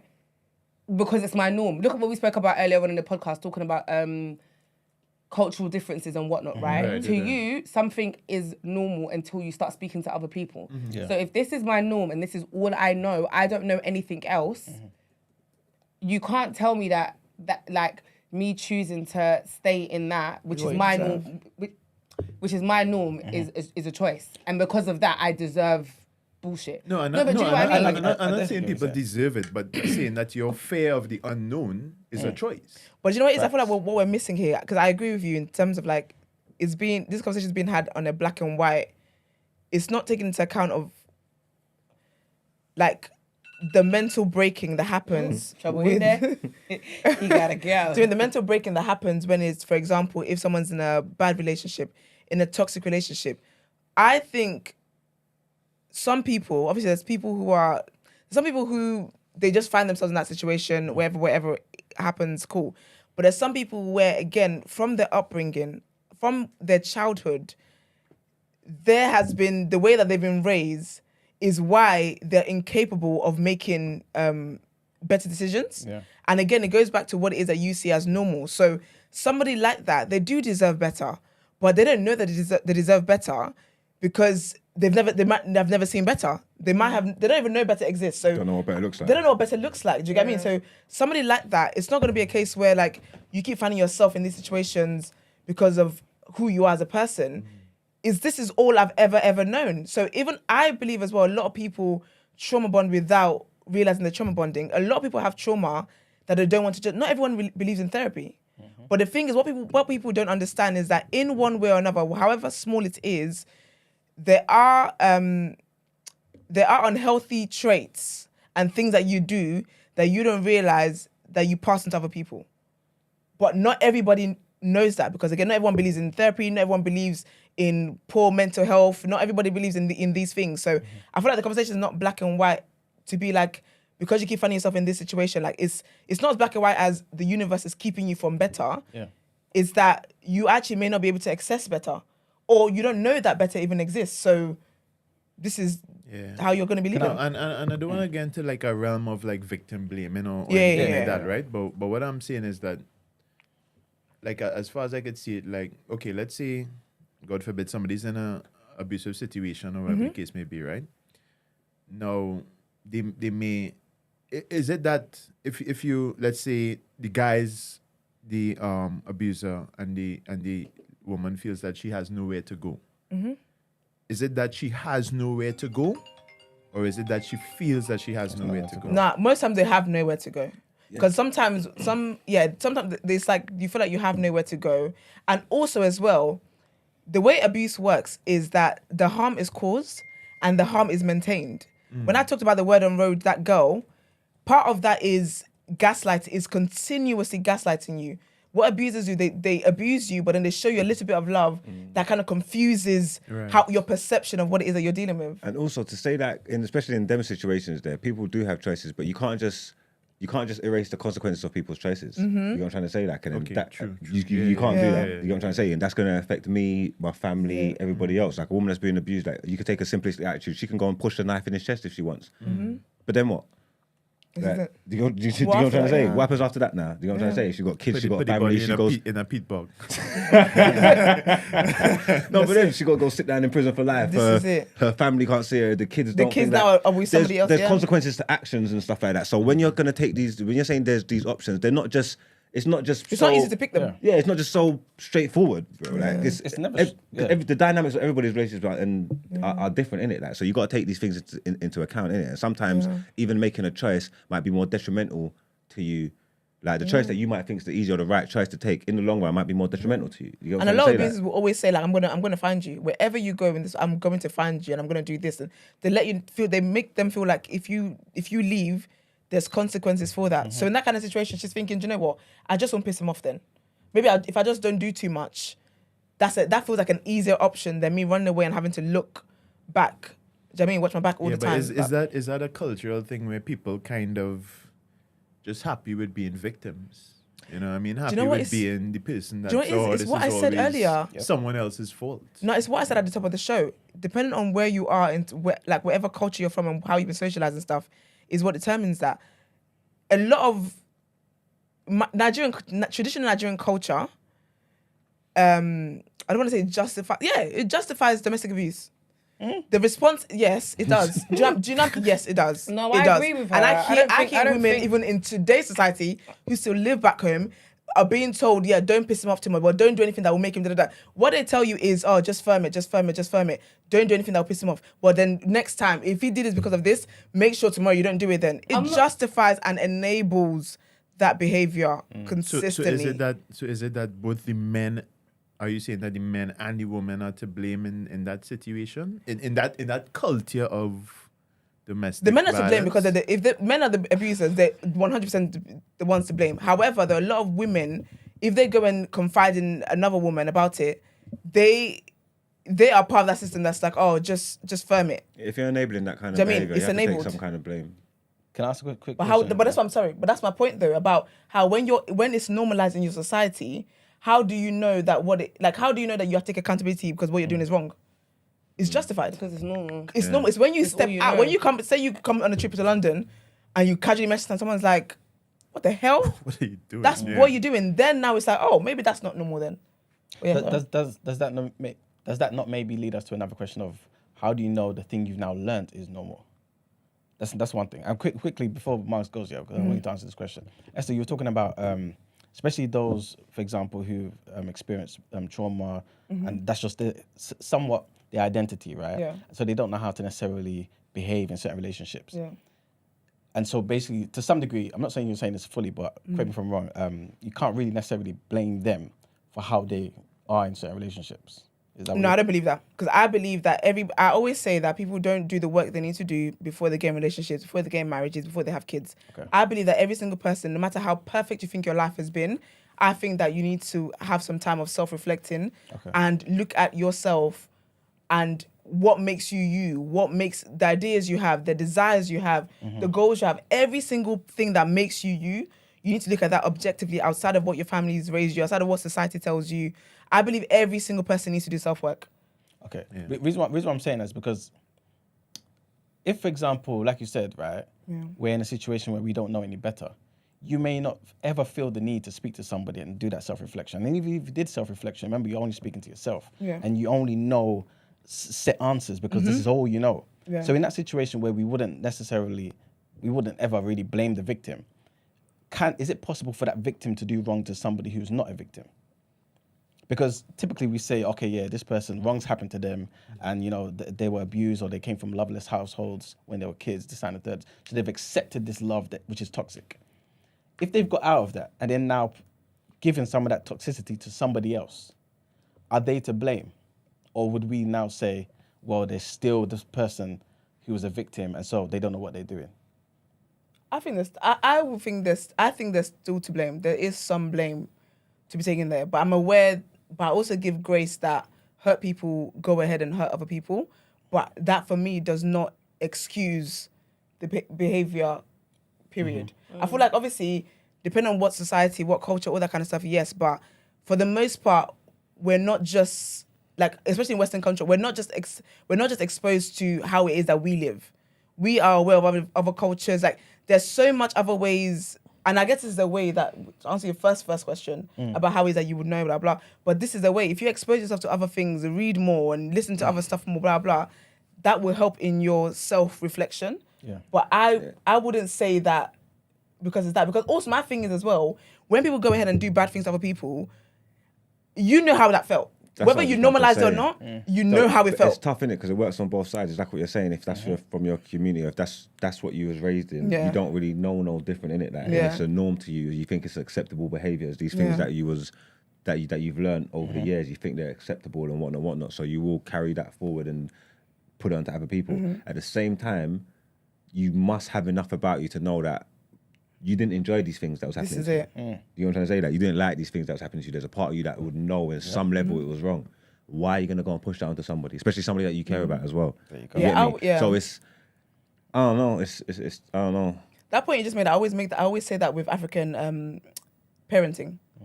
There's a lot of, but because we feel like we're good today, we've got good discipline, we've got these good virtues, that's how we were raised. And so it's right. I'm like, but how did you feel when that's how you were being punished? How did you, you still know that you didn't like it. And really and truly, there's other ways you can punish a kid than whatever else. Do you know what I mean? So because I believe that, that's why you've got to take some accountability. But the way somebody pointed it out to me that I thought really helped to clear that kind of stuff up for me was that if you're punishing an adult, right? Yeah. Do you pull down their pants and hit them on the behind? Do you shove something? Yep. Of course not. That's crazy, right? It's crazy as So an why adult. would you do that to a child? It's just child. because they're smaller. Yes. So it's a power issue, right? They're defenseless. Yeah. And you know that. And yeah. It's a word. Sorry guys, I got to go. All right, man. What are you doing overtime? Take care. I want to ask you guys this question, and again, this is not to try and be somehow, right? But I want you guys to kind of think in your own lives, right, of people, your friends, family, whatever, who, crap. Sorry, one sec, right. What job? How you gonna come late and block somebody in? But yeah, I want you guys to basically think of certain people in your life that you feel are in super happy relationships, right? You know it's happy, right? They're happy, content. Not fake happy. Not Actually fake. happy. They're Tell you happy. it's happy. Then, you know, human beings, ups and downs, happens, but they are happy. It's everything that they dreamt of 15 years earlier. Do you think they lived a life that basically led them to that? Or was that luck? I'll be back. Oh. Obviously, because I believe in God, I'm not really a luck person, but I believe that love is not, I don't necessarily believe that people do anything to find the right love.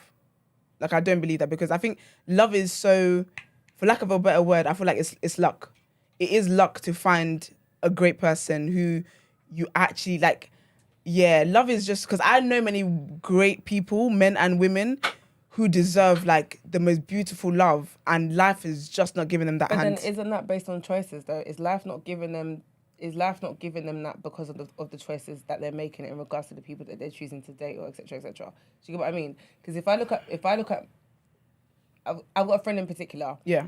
and I'm thinking about her, and like, we don't date the same people. We've never Yeah. dated the same people. We don't have the same types. Like, she's the choices that she has made has allowed her to be the person that she's with, and I'm not surprised. Do you get what I mean? I wouldn't expect her to be with anybody else. In a good way? Or In a good way. In a good yeah, way. like Right, she's the person that we're talking yeah. about, the happy, do you know what I mean? Because of the choices that she's made in regards to the people that she dates, how she's lived their life, the values, and etc. etc. Do you get what I mean? Yeah. So her outcome to me makes sense based on the choices that she's made. No, I agree with Gina on this one, because it's like it's like the saying, right? You met a jerk today. All right, you met a jerk. Yeah. You meet a jerk all day, you're the jerk, right? So there's like I don't believe there's that a either. point at which is a pattern. Yeah. And if you keep meeting someone that's treating you this way, treating you this way, treating you this way, Yeah. you are accepting that into your life, and you are attracting that into Yeah. your life.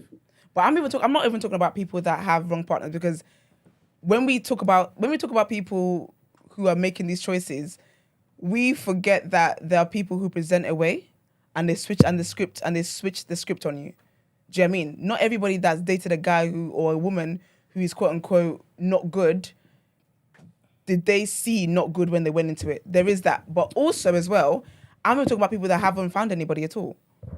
But they're great people. Do you know what I mean? That's why I believe like love is not something, of course, believing in God, I do believe it's that way, but I am of the mindset that not everybody is going to find love. And it's not because you're not doing the work to find it. It's not because you're in your house locked up like Rapunzel or something, or because you don't deserve it. It's just we don't know who's going to get it.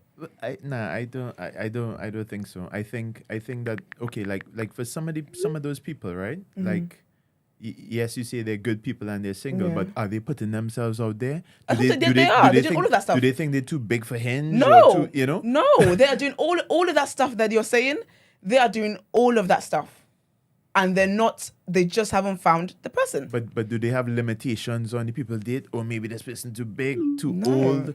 Because I've seen worse people end up with good love. But then there's always Nah. usually other hang-ups that those people have. But then in you saying that, the reason why I don't think that's fair is because you're making it seem as if they're not allowed to have limitations or they're not allowed to have standards. Do you get what I mean? Because do you get what I'm trying to say? I get it, yeah. Because it's like you're saying that they haven't found love because maybe There's a reason. they've got like boundaries or they've got like ticks or whatever. But it's like everyone should have a preference. Yeah. And it's not, and because the way you're making it seem as if, because I have a preference that I haven't found love. Okay, so I shouldn't have a preference? Like, do you get what I mean? Yeah, 100%. Are some preferences just crazy though? Are some standards nonsensical? Nah, because to who? So if somebody's, again, I don't want to make this about... Yes and no. Mm-hmm. I do think that sometimes you have to be a bit realistic, but also it's for you to decide what you want and what you don't want. Like, no one can come and tell you that your standards are too high if those are your standards. This is it. And so if you don't get those particular things, right,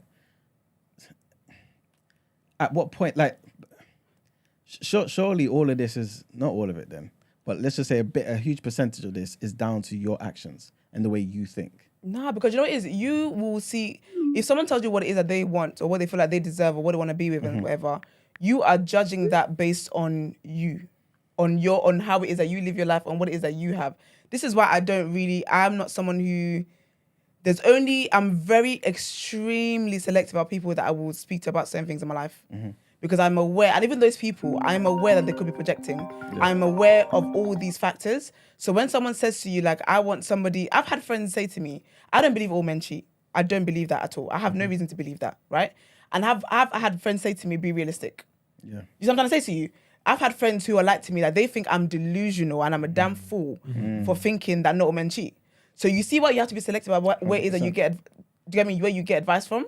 Yeah. So for that friend, I'm telling them my standards are way too high.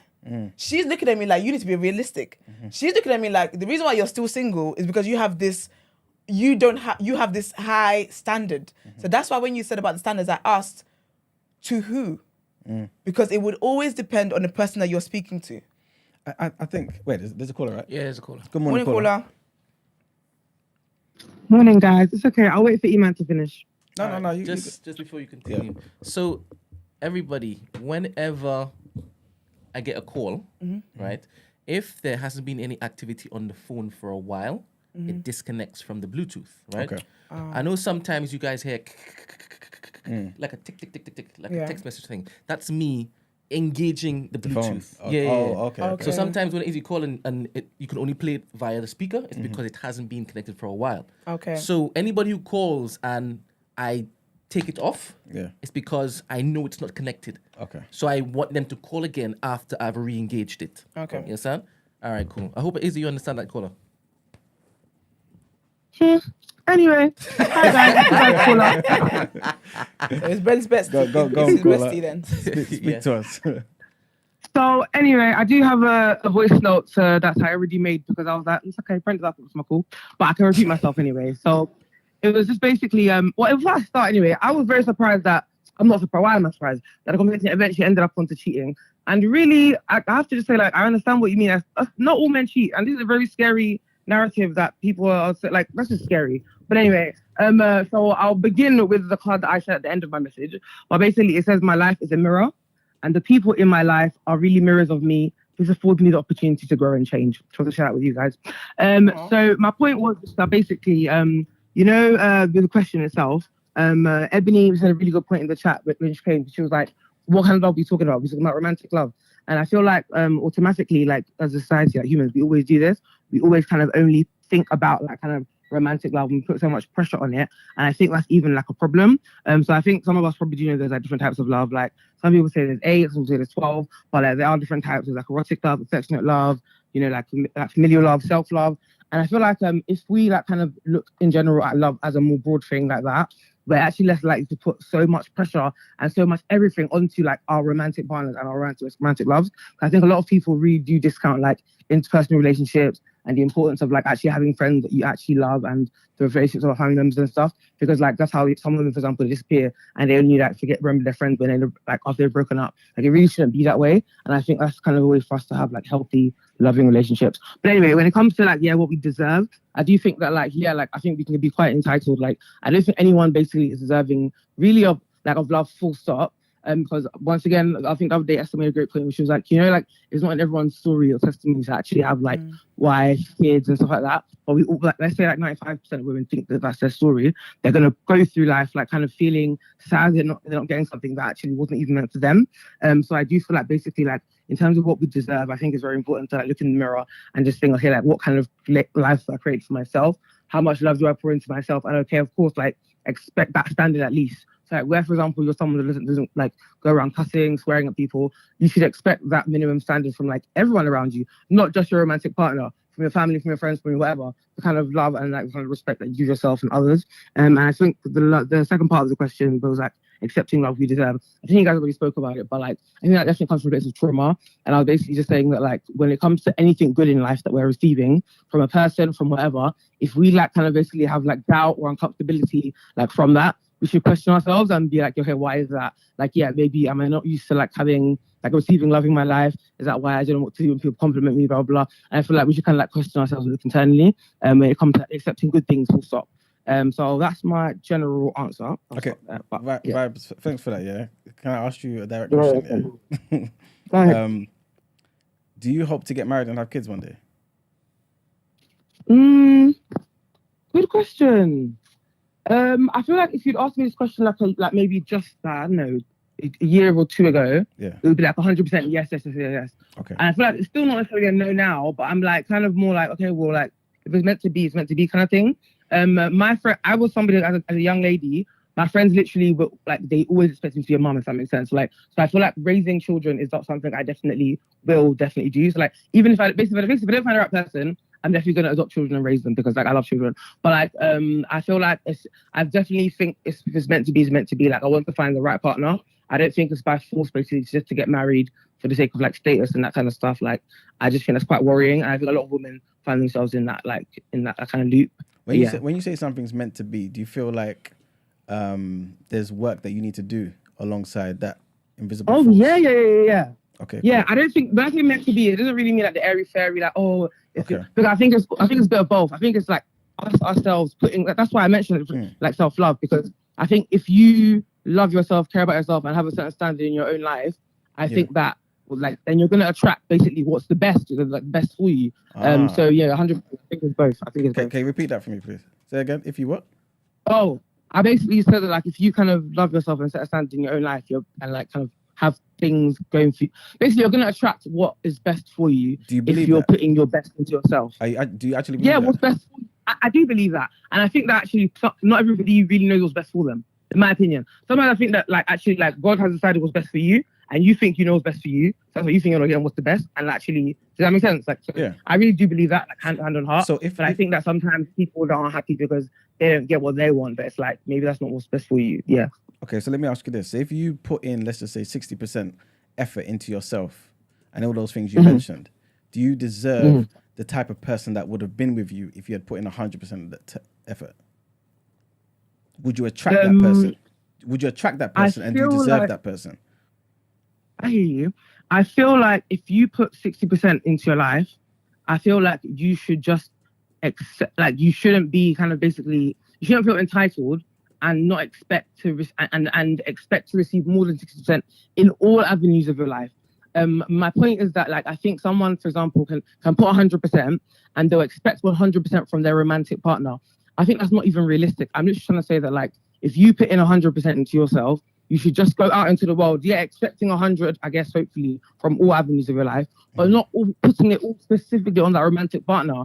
There are literally so many different types of love. When people say it takes a village to raise a child, I think also, like, it's really unrealistic as well, the burden that you just think that it's meant to be husband and wife. And I think it is meant to be, but really we have to learn to actually, like, extend love honestly to our surroundings and our close, like, environment, because that's how we lack support. Do you know what I mean? I think that's how the whole world is kind of lacking in support and lacking in love, actually. Because that's just my angle. I hear what you're saying. I'm also trying to understand how, for example, you said, like, when it comes to you, if it's meant to be, you will get, married and have kids, and then also acknowledging that there is a level of contribution that you intentionally and deliberately have to put in on yourself, right? By yourself, right? 100%. Cool. Yeah. But then also saying, if you did put in this work and you did do X, Y, and Z, you will attract like-minded people, like that person who also is of a certain standard. This is what you're saying, right? So my thing is based on... Huh? No, you should expect to, hopefully, yeah. Yeah, okay, all right, hopefully. So I'm basically trying to say, with all those things that you're talking about, that sounds like somebody who's saying, for me to get the very best, I have to do something to attain that very best. It's down to me. Yeah. You hear what you're saying? So it's down to you. Yeah. Okay, so this is basically where the question basically goes. Like, if somebody doesn't do that, it might be down to trauma, it might be coming from bad homes and whatever it may be. But do they basically, because they've not done that work, deserve less effectively? I know it sounds bad, but I don't think they do. I think that someone who's... I don't think it sounds bad, and I think that I honestly think that no one deserves anything. And not to be rude, but I think there's why the incel people have a problem, because no one even deserves romantic love. I think that there shouldn't be that sense of entitlement. I think that if you've done the self-work that we're talking about, I think that's how you should walk around in society and feeling like, okay, I won't settle for lesser, i.e., and like I literally said that, for example, I won't settle for my boss speaking to me like shit, no. I won't settle for lower pay. I won't settle for XYZ, but it doesn't mean I deserve by fire, by force, ABCD. Honestly, like, and I think that, and I think especially when it comes to partners, people are unrealistic. Where are you going to find him if all you do is go to, home and work? I think that, like putting yourselves in scenarios where, like, you're gonna meet like-minded people, also people of like a certain caliber that you think like is like on your certain level or whatever. But I just think the aspect of deserving things, like, it isn't. I basically just think that we just like the sense of entitlement when it comes to like anything, but specifically romantic partners, is unrealistic. I think that you have to create the life that you want for yourself, yes, and just that means that then just having your standards high and not accepting less. Yeah. So basically, somebody is trying to come at you and, like, okay, romantically, this person likes me, but, like, I know that, like, for example, no shade to anybody. I know they don't believe in monogamy, but I do believe in monogamy. You shouldn't settle for that. You know what I mean? Yeah. That's just what I'm trying. I hope that makes sense. 100%. And to me, it sounds like, again, I don't want to put words in your mouth, but it sounds like if you had lived your life a particular way, right, because you want to attain a particular thing, you deserve that because you've sacrificed certain things so that you can actually get that particular thing. Like you said, if you're looking for monogamy and somebody doesn't believe in that particular thing, right, and you accept somebody who doesn't believe in it, surely you deserve what comes of it, surely. I guess so. So also, because now you're borderline on talking about deserving consequences for our action. That's kind of more like, if that makes any sense. Do you know what I mean? Yeah, of course. And I feel like, and that's, I mean, yeah, you have to be realistic. Action, reaction. Like, come on. But I think that that kind of strays away from your question. But I know what you mean. Like, yeah, like you can't expect basically to have different results from what we're putting in. I know what you mean. But I just think that, like, when it comes to I just really think that we should take away the idea of thinking that by fire by force, like, we're gonna have like this kind of story in our lives, because it might not actually be what's meant for us. Like, actually, it's not meant, like, certain things are not meant for everyone. Yeah. And I think that, like, but it's why when it comes to self-love, because it's like, ideally, in an ideal scenario, obviously not everybody's there yet, but in an ideal scenario, we should be able to be comfortable with being alone. Like, and ideally, do you know what I mean? But obviously, it doesn't mean necessarily that, like, everyone will be fine with that. But in an ideal world, like, I mean, like if you love yourself enough, like, you shouldn't actually necessarily need anybody else. But of course, we all have things that we aspire to. I just think that we should obviously, of course, work towards them, but we need to, like, kind of just learn how to, like, kind of love ourselves and love the people around us. And like, if you don't have that environment, then you are going to attract, like, you are going to attract and accept the wrong things. Somebody made a really good point. We actually attract, you are what you attract. I don't think that's necessarily true. I think people who have a light, or people that are good, or people, we attract all things, but it's about what you accept and what you keep, actually, and what you actually allow in further. And I think you have a certain standard for yourself. You don't allow all things. Hence the whole thing about, do we accept what we think we deserve? Because surely if somebody came in and slapped you guys, right? Like, and you told them not to, and you didn't do anything about it, and they kept slapping you. At some point, someone may come in, especially if they've got context, will think, wait a minute, like, why are you not saying anything? Surely you like this. Yeah, you know what I'm saying? The second part of the question is we do accept what we think we deserve. Yeah. And then I think, and that's my point, we need to look, but that's why I was saying on the positive aspect, is if we are given, because some girls were like, oh my gosh, this guy done this really good thing for me, I don't know how to act, it makes me feel weird. I think that's when you need to question yourself and be like, okay, but like, what's, like, I mean, like, why do you feel that way? Same with why you find accepting bad things. I think that we definitely do accept the love that we think we deserve. We accept all things that we think we deserve, and we need to, like, obviously always be questioning, like, why we feel that way about ourselves. But in terms of getting the love we deserve, like, I think that's questionable. I don't think everyone is deserving necessarily of romantic love. I think, like, we always think of romantic love, and I think, like, we have to accept that, like, we're not all deserving of it. Like, we have to kind of build a life we want for ourselves and just see what comes and be accepting of whatever. Okay, cool. Thank you very much for that. Cool. Thank you, Thank you for taking my call. You're welcome. You're welcome. You guys, what do you think? I don't believe that everybody gets what it is that they deserve. I think that, again, this conversation sounds so black and white and is removing the humanity, emotions, and so many other aspects, beliefs, morals, values, is removing all of that from the conversation.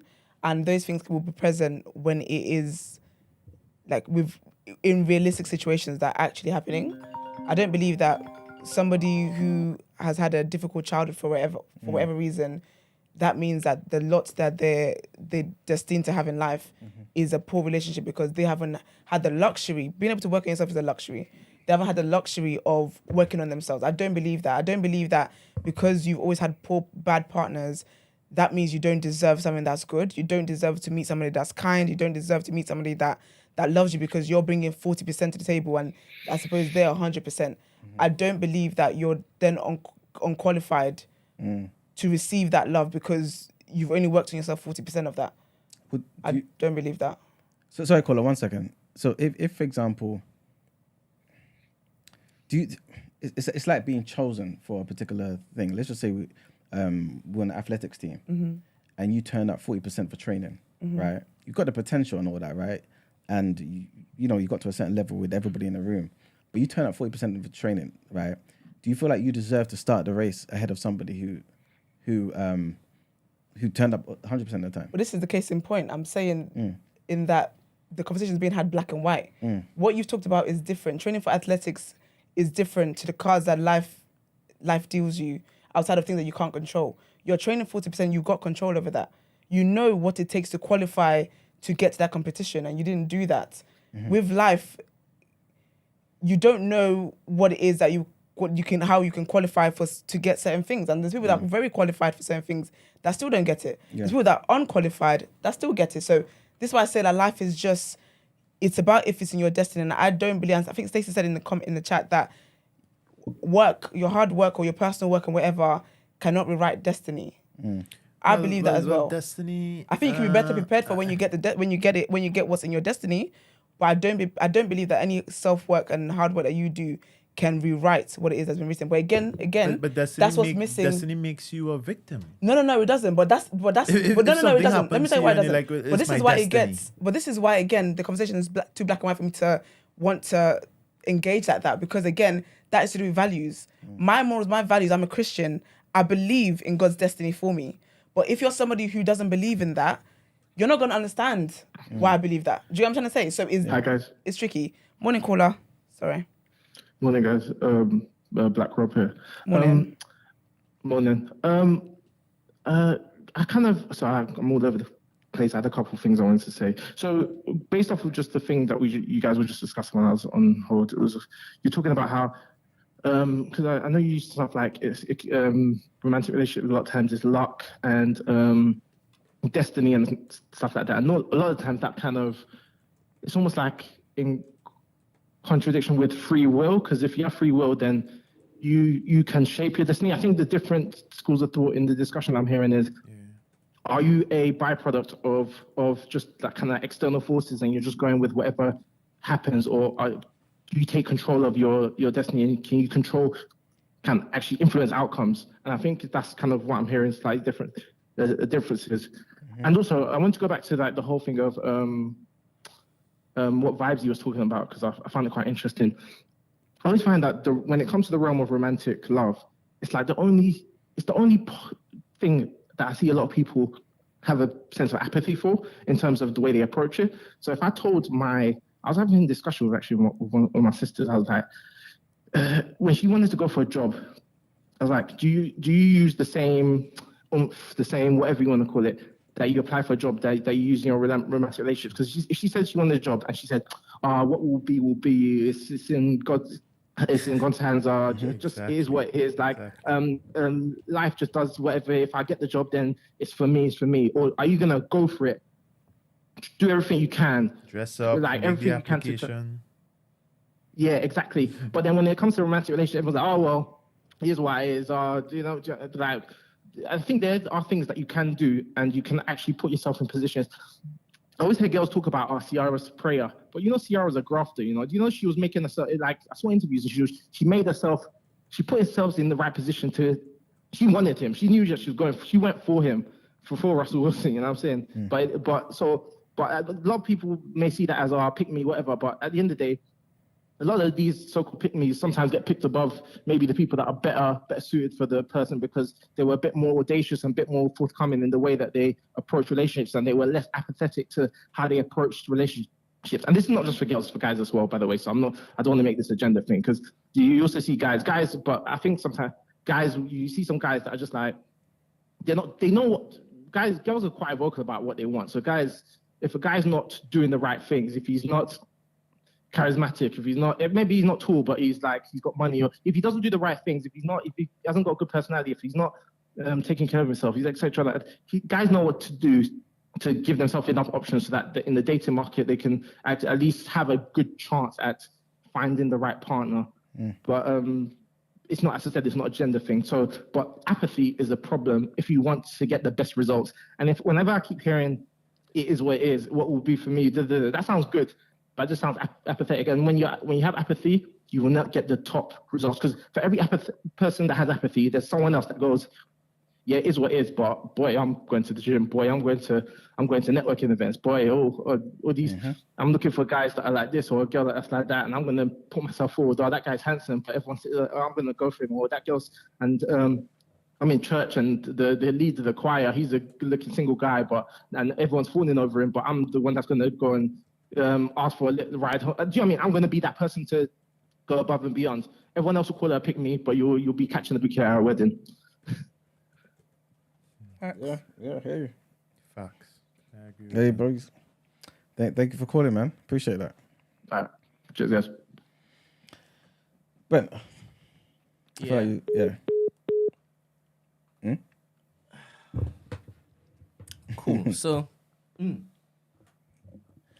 I think I can see both arguments, right? Because not just both. I think there's several different schools of thought, because we're kind of dipping our toes into different scenarios in our head, but responding to whatever we are talking about, right? I think when it is that we are arguing this, we have scenarios in our head. And you and Esther would agree on something if we both knew what it is you guys were actually thinking about, whilst yeah. you guys were arguing. Because I can see, again, I'm assuming based on the take that she was making, that a person who was in, let's say, one particular location, right, and was surrounded by a certain type of people, right? All of them could be bad. All of them could be abusers, right? So her environment has now made her options limited. Because Marx talked about this before he left, right? The options, right? You're only as good as the options that you have around you, right? So she might want love, but each time it is that this person that she's gotten with, they may have lied, this, that, and X, and then she's found out, blam, she's moved on. As soon as she's found out it's the case, right? Yeah. She could have 100% worked on herself.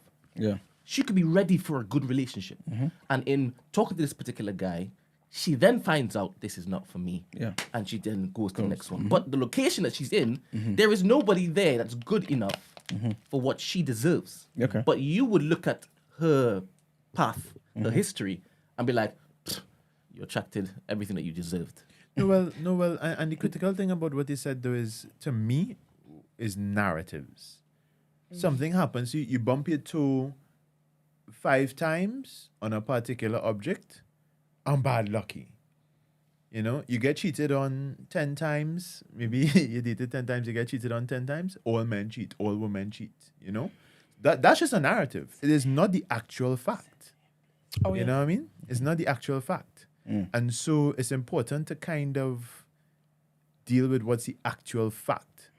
And then you make it, and then to me, you make yourself an actor in the situation rather than a victim or someone that something is always happening to you. Yeah. I love the fact that it is you're talking. Well, I'm talking right now, and your lips aren't moving because some people think that you're me.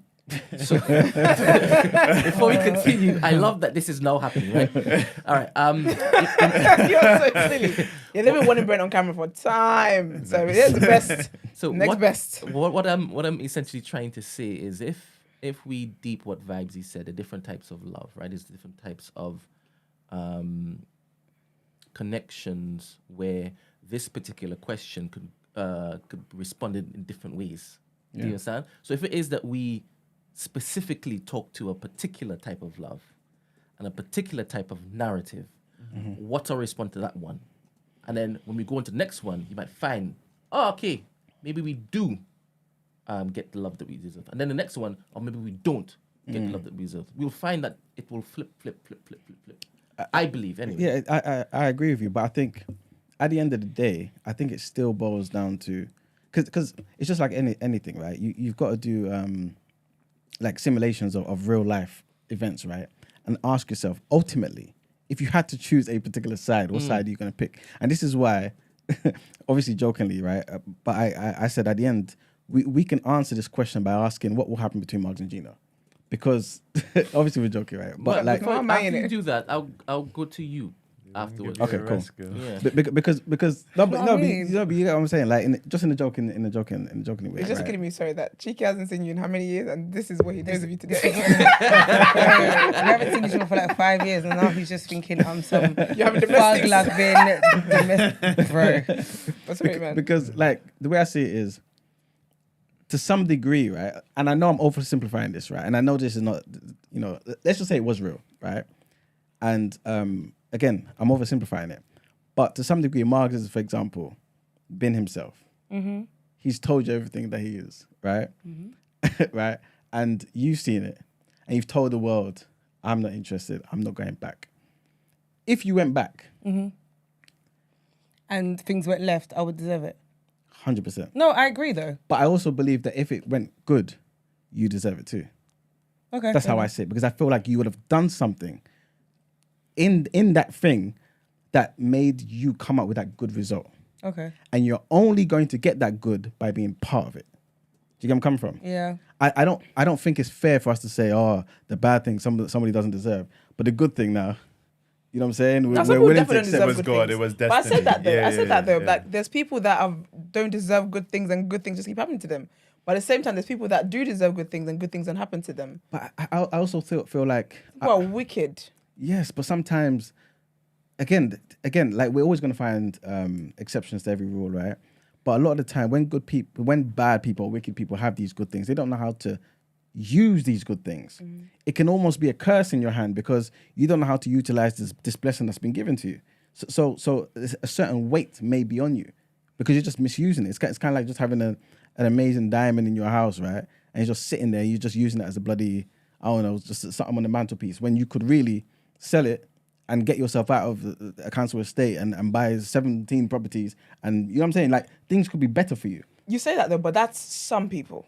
There are people who they don't know that there should be consequences for how they are. Like the good that they have, they actually don't deserve it because life just carries on as normal. Like there isn't self-awareness enough to think, there isn't that burden that you speak of, there isn't on them. They're just going on with life as though I've been given good things and that's it. Do you know what I mean? It's going to be some people where it's like, you know what, this could be more and whatnot, and you're unable to make that. But there's a lot of bad people that good things happen to, but 100%. The way their life is set up, like, they're not sitting there pondering and like, oh, I'm not using this to the full. They're just getting on with life and just enjoying life. 100% agree with you. Like, the way I see it is that life is a bell curve, right? You're going to get extremes on both sides, and it's not going to always fit into that particular formula. But I can't help but think back to, that's why I asked the question before I went out, right? To certain people that I know, right, that made a decision at 18 or whatever it may be to say, I only want this type of guy, I only want this type of woman. And they live their lives in a particular way. And today they have that type of guy and they have that type of woman. That's not luck to me. Yeah. They made the decision and stuck to it and they got it. I can't say, well, they were just the lucky ones. I can't. Do you know what I would say that though? Because there's also people that I know have lived their lives the same way, identical to people that have what it is that they have, and they don't have it yet.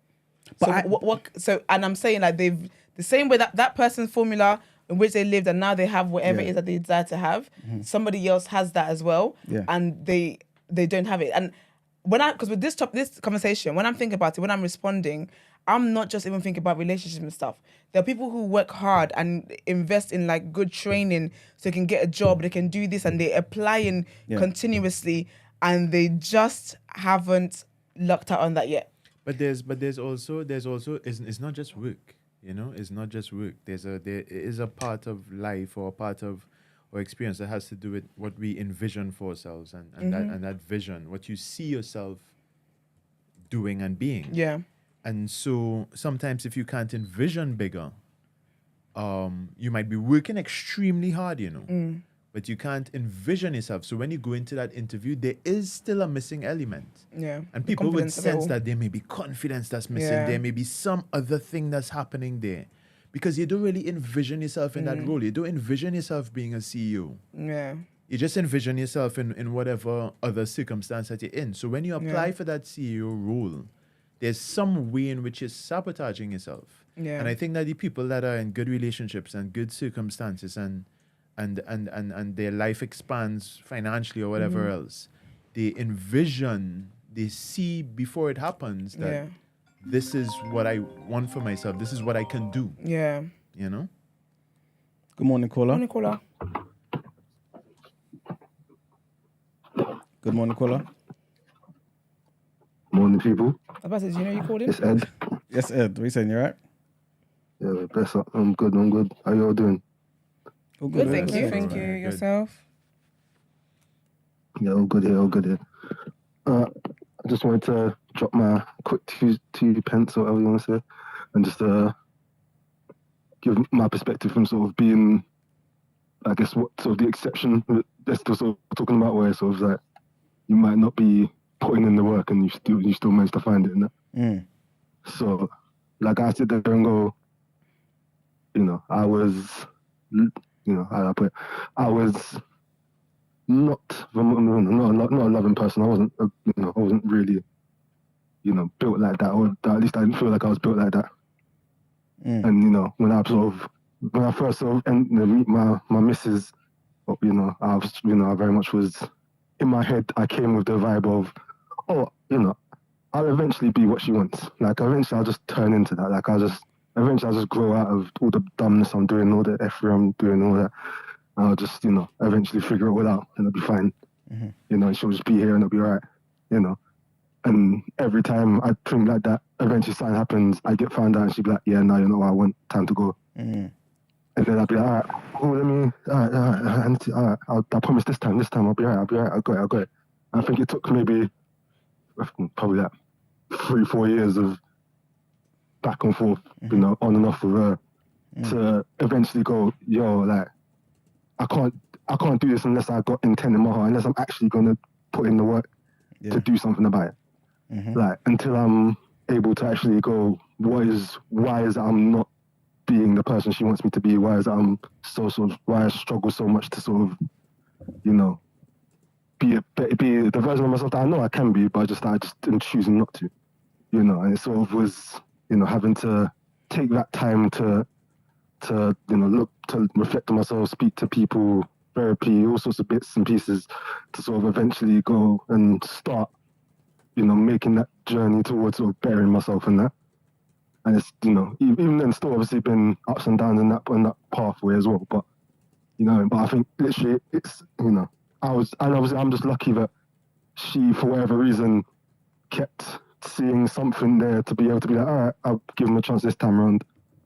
And I'll give him a chance this time around, blah, blah. So obviously there's a bit of luck in that element. You know, like not everyone's going to be able to go, okay, well, cool, that person will just be there and I'll be able to, you know, I'll be able to figure out and get to that point. You know, so there's obviously an element of luck. Yeah, you know, that's obviously a thing. But I do believe that, you know, like I was saying, that if you don't put in any work, if you don't have the intent there, it's definitely never going to happen. Like, there's no guarantee it will happen if you do, but it definitely won't happen if you don't. Yeah. You know, eventually she will adopt me. Yeah, so, go on. So what, Ed, yeah?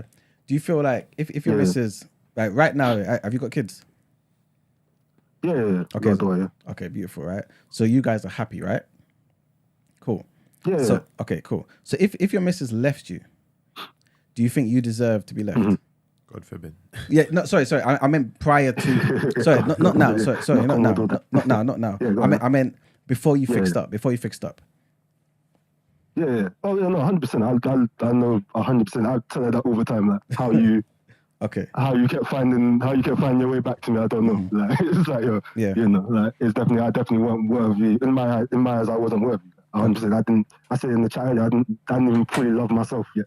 So let alone to be able to have someone there who loved me and was always going to be there for me. Is like that concept wasn't even able to fully, you know, relate in my head at that time. But right now, I definitely think But right now, you guys are like proper happy. You guys are proper happy, right? And that's because she decided, you know what, I'm going to potentially risk another year with this guy, right? Hoping for a good result. Now that she's got the good result, do you feel like she deserves that? Yeah, I definitely think she's earned that 100% for 100%. Just sticking by. 100%. She's definitely earned that. And do you think you deserve to be happy right now? Yeah, no, definitely. I definitely feel like for the work I've put in that time, 100%. I feel like I'm worthy of having the love that I've got now and all that, 100%. This is basically how I say it. You feel worthy? Yeah. 100%. Because he... do. Like, if you told me a few years ago, I would have said no, but 100% now, yeah, I definitely do. Interesting. Do you feel gratitude? Yeah, 100%, yeah. And worthy? Yeah, 100%. Like I equally know that I appreciate her putting in those hours, putting those 10,000 hours of, you know, being there and giving me that chance. And but at the same time, I know, you know, I've done, you know, I'm doing the work to keep things going and to, you know, show that I was worth those minutes that she put in. You know what I mean? You know, I know that. So yeah, I think you can be both. I think you can definitely, you know that in yourself that you're doing what it takes, but equally know that the person that you're with is also, it's, you know, they're on their side. It's the same thing. Yeah. That's interesting. Because I don't feel worthy of God's love. That's different though. No, 100%. Okay. But I look to basically. I was gonna say that's another level here. I don't think anyone there fully truly relationships to the love I have for Christ and Christ has for me. You get me? It's just there. the blueprint. Yeah, but to be fair, I go back and I look at it in terms of that. So like, I'm one of those kids who, grew up. My dad wasn't really around like that, and as a kid, I definitely was like, I had that period where I was like, oh, he don't love me because he ain't really around like that, and he don't understand love with me, And you're like, so sitting there going, oh, I'm not worthy of that, But when you're actually deep it, it's nothing to do with that. It's nothing to do with you. That's that person, and then you've just sort of taken that on yourself. And I think that's probably plays part into me not, growing up sort of feeling unloved and blah blah blah, not feeling able to love and whatever, blah blah blah. That plays on my mind as a child, and then into a man, and always never feeling worthy, and then obviously, taking years to eventually start feeling worthy. Okay, I think I could see it that if it is that he's put the graft in to make himself, to work on himself to get better, to even deserve her love, he would feel a sense of achievement, and that is being relayed as worthy of that love. 100%, but also because because she's given him chance and chance again and giving him a pure love, right? And he hasn't thrown it away. Like, because that takes a certain level of responsibility to have to care for that. When you say he hasn't thrown it away, he has been throwing it away. Yes. Until exactly. He so then he deserves said, it now. Let me accept it. Yes, because he deserves it now. So in the right now, he deserves it, and she deserves the good that she gets for giving him a chance. This is fascinating. Because only he could give her what she's looking for, and she's happy, and he's happy. You know what I'm saying? This might be mental illness.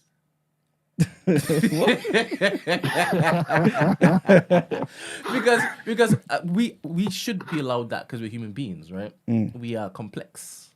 So I can see a world in which is a man would feel as though he's worthy and grateful and unworthy.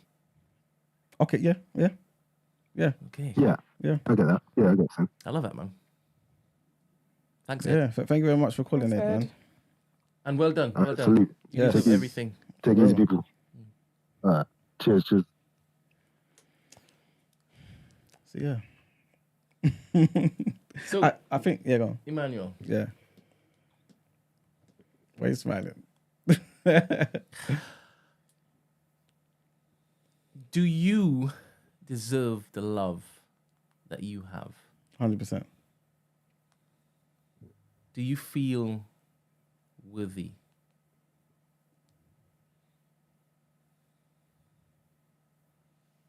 Do I feel worthy?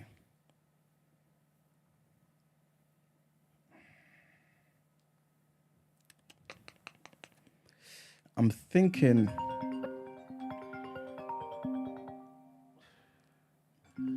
I would say yes. Yeah, that's fine. It's Kevin. Big up I'm Kevin. sorry, but the way he said it was like wellness check. Morning, Kevin. Morning, my people. Morning, Mr. Thompson. Morning. Bless up, my beautiful man. Bless up. How you doing today? Feeling good? Good. How are you doing? Good. How are you? I'm all right. Living and loving, Nico. Yeah, I thought I'd come support you, man. Before I come and support you, man. You can come to the studio and support him. No, please. You'd be hiding. I thought I'd just come and answer the bat signal, but I'll come in one day. Don't worry, I will come in one day. It will happen. But look, Eman's right, man. We're definitely, it's about accountability. You get what you earn, what you put your foot into. You know, if you're unintentional or you have these higher standards that you shouldn't have, then you're gonna get what you get. Like, life is very simple like that. What's interesting about this conversation is that the men's point of view is very much so taking accountability. You know? Do you feel like why do you feel like that's the case? Because I can hear it. Well, that's what you just said. That's what our guest just said. That's what Ed just said when he called in. A lot of women are talking about this attracting what you are and this stuff of magic stuff that don't really live like that. Your destiny and no, you get what you put the work in for. Like you go to study because you want to achieve something, right? So you go and you put the time in to study, so you get the qualification out of the time that you spent studying. That life works like that in every single aspect. I go to the gym, I get a better, improved physique because I put the time and effort in and concentrated on that effort. It can't just be destiny. Like, I would love it for it to be my destiny that I just woke up and my body was just how I wanted it to be. Boom. That's just not reality. Yeah. It's never destiny. It's always work. It's always what you put in. It's always what you get out, what you put in. That's just always the game. All the I hear Esther saying. What if Kevin though? Yeah. What if you're putting in the work, but you're still not reaping the results that you want? Like, do you know what I mean? What if you are actually putting in the work though? Because, you know, for example, like we always say hard work makes people successful, yeah? Yeah. But like, let's look back at Africa, right? Let's look at like the food sellers, like those people who wake up crack of dawn to go out and fend for their families by selling food on the roadside or walking up and down every day holding stuff on their head selling food. They work extremely hard, but I wouldn't class that as success. Do you get what I mean? So what about, that's why I don't really believe that hard work only is what will give you the end result. Yeah, exactly. And I think this is what Chico was saying. Yeah, that's what I say. You had to add vision to it because the person may be a street seller, right? But they may need to actually stop doing that and take a risk on something else to upgrade their financial situation. Yeah. But if they could only see themselves as a street seller, then you're going to be grinding. It might be 12, 14 hours a day. But that's all that's all you're gonna accomplish. Yeah. That's my view. And that's exactly right. Oh, that's exactly right. Like, yeah, I understand that and success is relative in terms of context too. Like, I see what you're saying about the street seller, but in the exact same breath, he's probably more successful than the other people who are doing lesser jobs or can't or haven't pushed themselves into a better position. Yes, facts. 100%. You know, like they're getting what they put in. Regardless of whether or not you start off at the bottom, we all have the exact same chance. Even if you start at the bottom, at some point or another, you come out of that bottom, that trauma, whatever it was, how you was raised, and you now have the accountability, the chance to make your own decisions and choices. So at some stage or another, you have to start owning your choices and your accountability, regardless of your past, your parenting, your start in life, your trauma, or any of them other excuses. If you don't see them as excuses, then you're seeing them as yourself and you're accepting that that is your position. You're accepting that that is your reality. Yeah. Yeah. You know, like I said, like none of the sports stars that we see in the world. Ronaldo's a great example. Ronaldo started off from nowhere. Just had nothing. You know, he put in work, time, and effort. And now he is where he is. Yeah. Yeah. Nothing is a mistake. There is no destiny. There is no these magic buzzwords. They just don't exist. Not in my opinion, anyway. I hear you. Yeah, I think we get what we deserve, but it depends on your level of accountability. How hard are you willing to work for what you want, and how hard are you willing to give for what you actually desire? You know, because everything takes sacrifice. At the end of the day, it all takes sacrifice. Everything. You know, if you want that, like I said, when you asked me the other day, what would I tell my daughter? I tell my daughter the same thing. If you want a certain thing, it comes at a cost. Everything has cost and consequence. Nothing in this world comes without a consequence.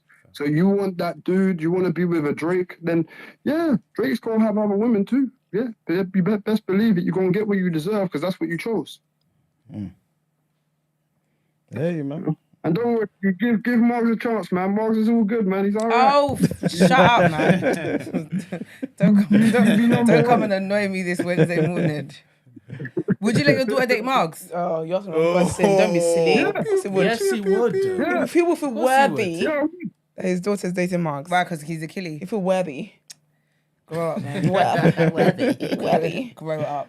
You're asking the wrong person, girl. He's definitely worthy. Definitely worthy. He's a good guy. He turned his life around. He come from, like we said again, he come from the bottom. No, but this is the thing though, yeah. This is exactly what he said. No one's saying that he's not a good guy. Like outside, do you know what I mean? Like you can be a good person and be shit at relationships.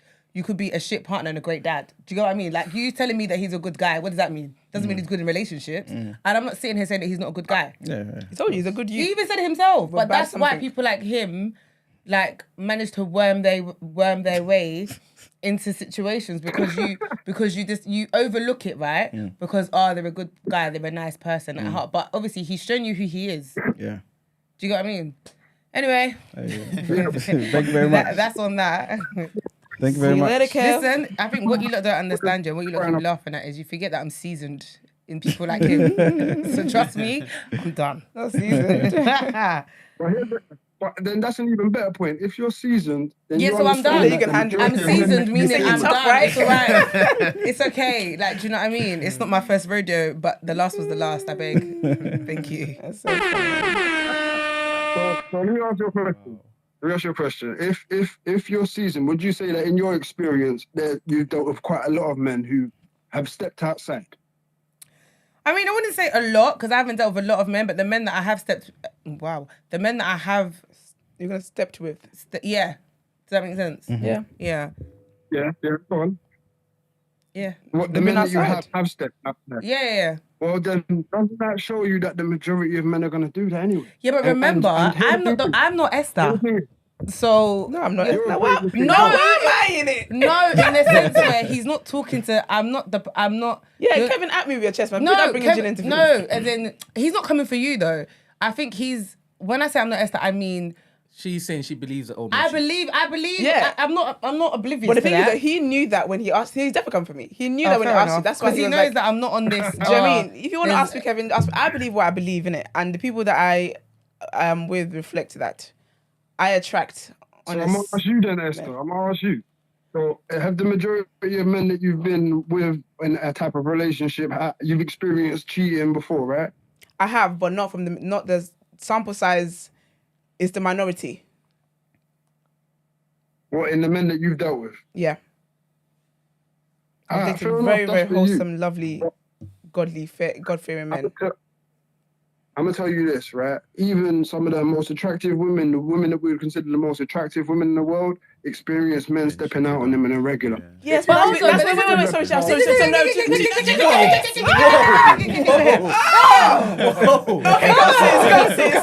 no, we're here. No, because We're here. Dearly beloved. Dearly beloved. Pay attention. Dearly beloved. Hello, hi. Hello, I'm in the building. Please. What I need you to understand is nobody is sitting here and saying that because you're pretty, you're peng, you're whatever word you want to use, you're not going to get cheated on. We're not dumb enough to think that. So the Bro. fact that you led with that has flabbergasted me. You know, even men will say like it's not all about looks, and you're here telling me the prettiest women. Okay, that's great, but what are the standards of the said pretty women? What are their standards? Like we're not ignorant. No, do you know why I'm saying that? Because you're making it seem as if we're ignorant to believe that your looks and your physical appearance is going to stop a man from cheating. We're not dumb. No. Like, we're not five. It's none of that. So the fact that that's even part of the conversation, I'm just thinking, are you all right? Because I've seen men with really, really pretty women go and cheat, and what they're cheating with, wow. Literally. That's even more assaulting than the cheating itself. So it's got nothing to do with that. It's nothing to do with looks. It's about people's morals. It's about your morals. It's about your discipline. It's about your values. Again, I believe cheating is a lack of discipline. That's what it is. Lack of sexual discipline and lack of discipline and integrity. That's what it is. No one can change my mind about it. That's just how it is. This is how I think. And again, as I told you, my sample aids my mindset. Thank you very much. I hope that answered your question. So that's fair enough. If you want to maintain that mindset, you can. But like, I will say this, like we just talked about with Rita just now, right? Your results tell your truth. Regardless of whether or not you want to believe something, the results tell you your truth. And if you keep on repeating the same results, at some point or another, maybe your truth is wrong. That's what. Do you know that's so funny? So basically, this man is a scientist, though. No, I respect that man. Nah, that's science. I have That's science, nothing. though. No, I that's have science. nothing but lack of respect. This is what it is here. So I don't know, Kevin. I told you. Okay, like, sorry. what- I respect his statement. The thing is, when you asked me the question about the guys I've dated before, blah blah, had I said that the majority of them have cheated, your thing was going to be like exactly the proof is in the numbers. I've then told you what my numbers are, but somehow you're telling me that now my numbers are false. Sir, me and you live very different lives. No. Me and you, no, let me I'm know my not point. telling you. Me and you live very different lives. The things that we are attracted to are different. The things that we seek in relationships are different. Things that we seek in marriage are different. Our beliefs, our morals, our values are different. And your life reflects that, and so does mine. So you cannot, I'm not living in a fairy tale because that you don't understand what I'm saying to you. What you see as fairy tale, what you see as me wanting a Disney type of love and whatever, baby, that's my reality. I'm around couples like that. I'm around married couples like that. I'm around people like that. Every single thing that I believe, there's people in my life, the communities in my life reaffirm my beliefs. So what you and I are exposed to are different, but just because it's not what you have been exposed to, it's not something that you know, it's something that sounds foreign to you, that does not mean everyone else's experiences is abnormal or everyone else's experience is unrealistic. Very different lives. But I think you've... That's also let me true. respond to that. That's right? real talk. Yeah. Let me respond to that then, right? I'm not talking about your numbers. I'm saying your results. You wanna get married, you wanna have kids, right? You said that before on the show. Am I wrong in saying that? Can we both agree that you want that? I've said a lot of things on the show. At the moment, at present, what you're saying is not all the way accurate, but just make your point. I don't know what we're doing here. You see, Esther? When I talk about results, I mean them results. It doesn't matter about whether or not you see certain things within your community. It's about what you desire and what you want, which is what Eman's point was from the beginning. Right? If you want what you want and you don't get what you want, it's because you haven't put the right results in. And then our guest chimed in and said the same thing. Like, you're doing something, you're blocking yourself somehow, somewhere. Whether or not that be through standards or through whatever it is that you feel like you've desired. Yeah. Right. So the overall results is what we're talking about. And if, as I've said, I've heard you say anyway, that you want kids one day, you want to be married one day, well, then that's the actual result. That's the thing. And it goes back to my point. Your mindset gets you the results that you want. My mindset will get me the result that I want. I will never and that's the thing. I think when we have the conversations, people assume that everyone carries love, relationships, children, marriage, all these things.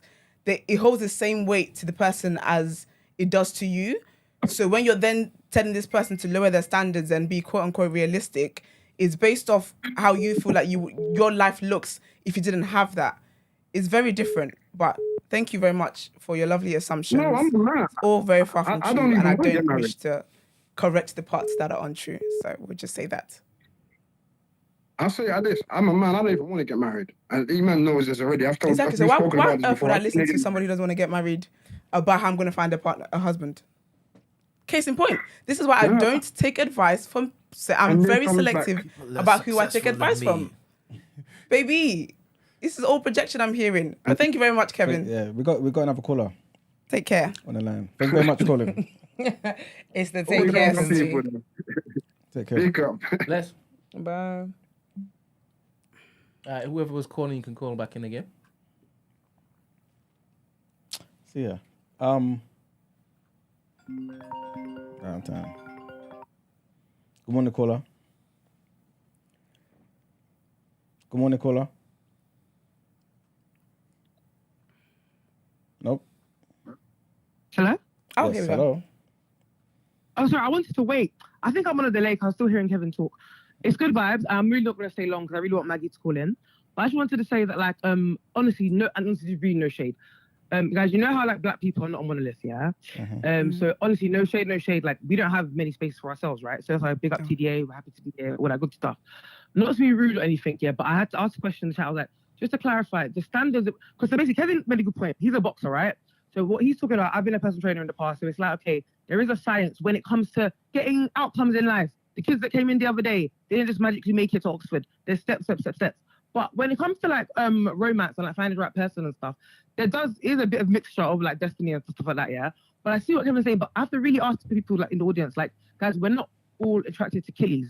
Like some like let's be rude. In actual, like if you think of the amount of billions of people that are in the world, the ones that are male, female, etc., this mindset that every single guy is gonna step out. Not to be rude, not to be rude. I'm not saying it's only in the black community, no. But I'm saying it's only in pockets of each community. I.e., no offense, let me just use the word bummy. Let me speak. In the bummy white community, it's normal to cheat. I'm just saying. But afterwards, in certain standards of the white community, it's not normal to cheat. So I'm just saying that basically in every culture there's a subsection. There's different sections where certain things are normalized and certain things aren't. For example, crime can be normalized in certain sections, cheating is normalized in certain sections. So I'm just saying that like. We have to be realistic because it's not like Esther saying that she wants to date Drake, for example. It's not like saying she wants to date somebody famous. She literally just, in my opinion, from my understanding, she wants to date somebody like many women, somebody with just standards. And honestly, guys, there's not many, like, I don't really get it. Like, not many men in the circle that I've been in cheat. Like, I don't really get it. It's rare. Like, it's not, it doesn't happen, but it doesn't happen casually like that. So it's really worrying. So it's like, it's not like Kev's wrong or anything, but it really is about his circle. And I really encourage people that don't like the circles they're in to escape them. That's all I wanted to say because I don't get it. That's a word, boy. And you see how you're also, again, maybe you know, maybe you don't know, but you're putting responsibility on those people who are in those circles to move.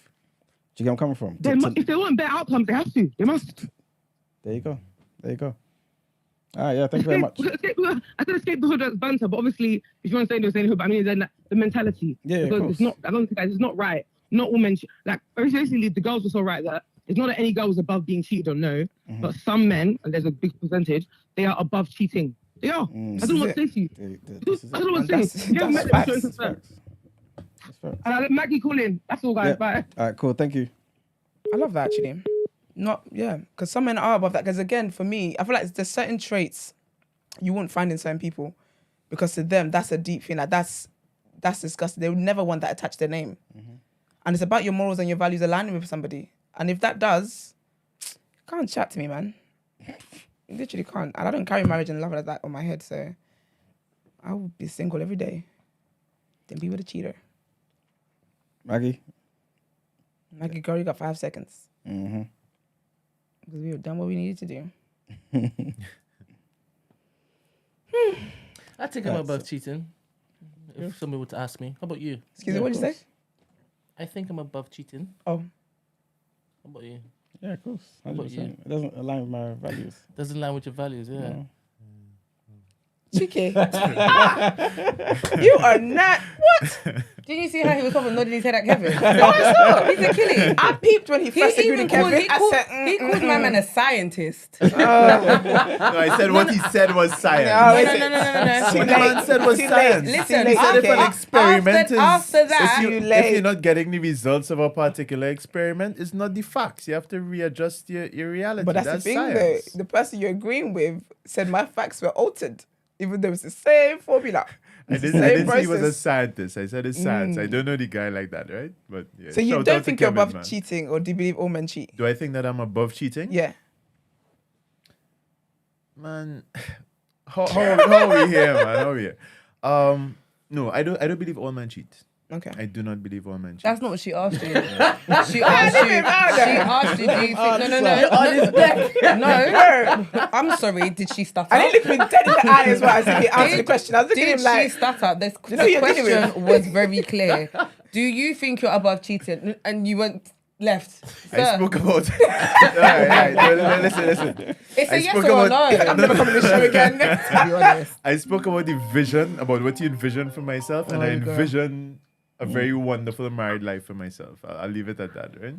That still doesn't answer whether you're above cheating or not. There's a caller. That is the answer. Everyone, Cheeky's actually looking for a fine companion. No, he's not, man. He's ready for love. Okay. Are you ready for love, Chike? Ready for love. Working on myself, ready for love. You know? Good for you. Worthy as hell. Good morning, caller. Morning, caller. Morning, it's Maggie. Morning, Maggie. We're waiting on you at the door. You took your time. You took your time, Maggie. You know, I do work. Thanks. She said I got a J-O-B. Maggie, we're going backwards, man. What's going on? We're going backwards. Yeah, I just say in terms of the today's topic, in terms of do you get the love that you deserve? I think what it is that what people maybe want or deserve, they may feel entitled to.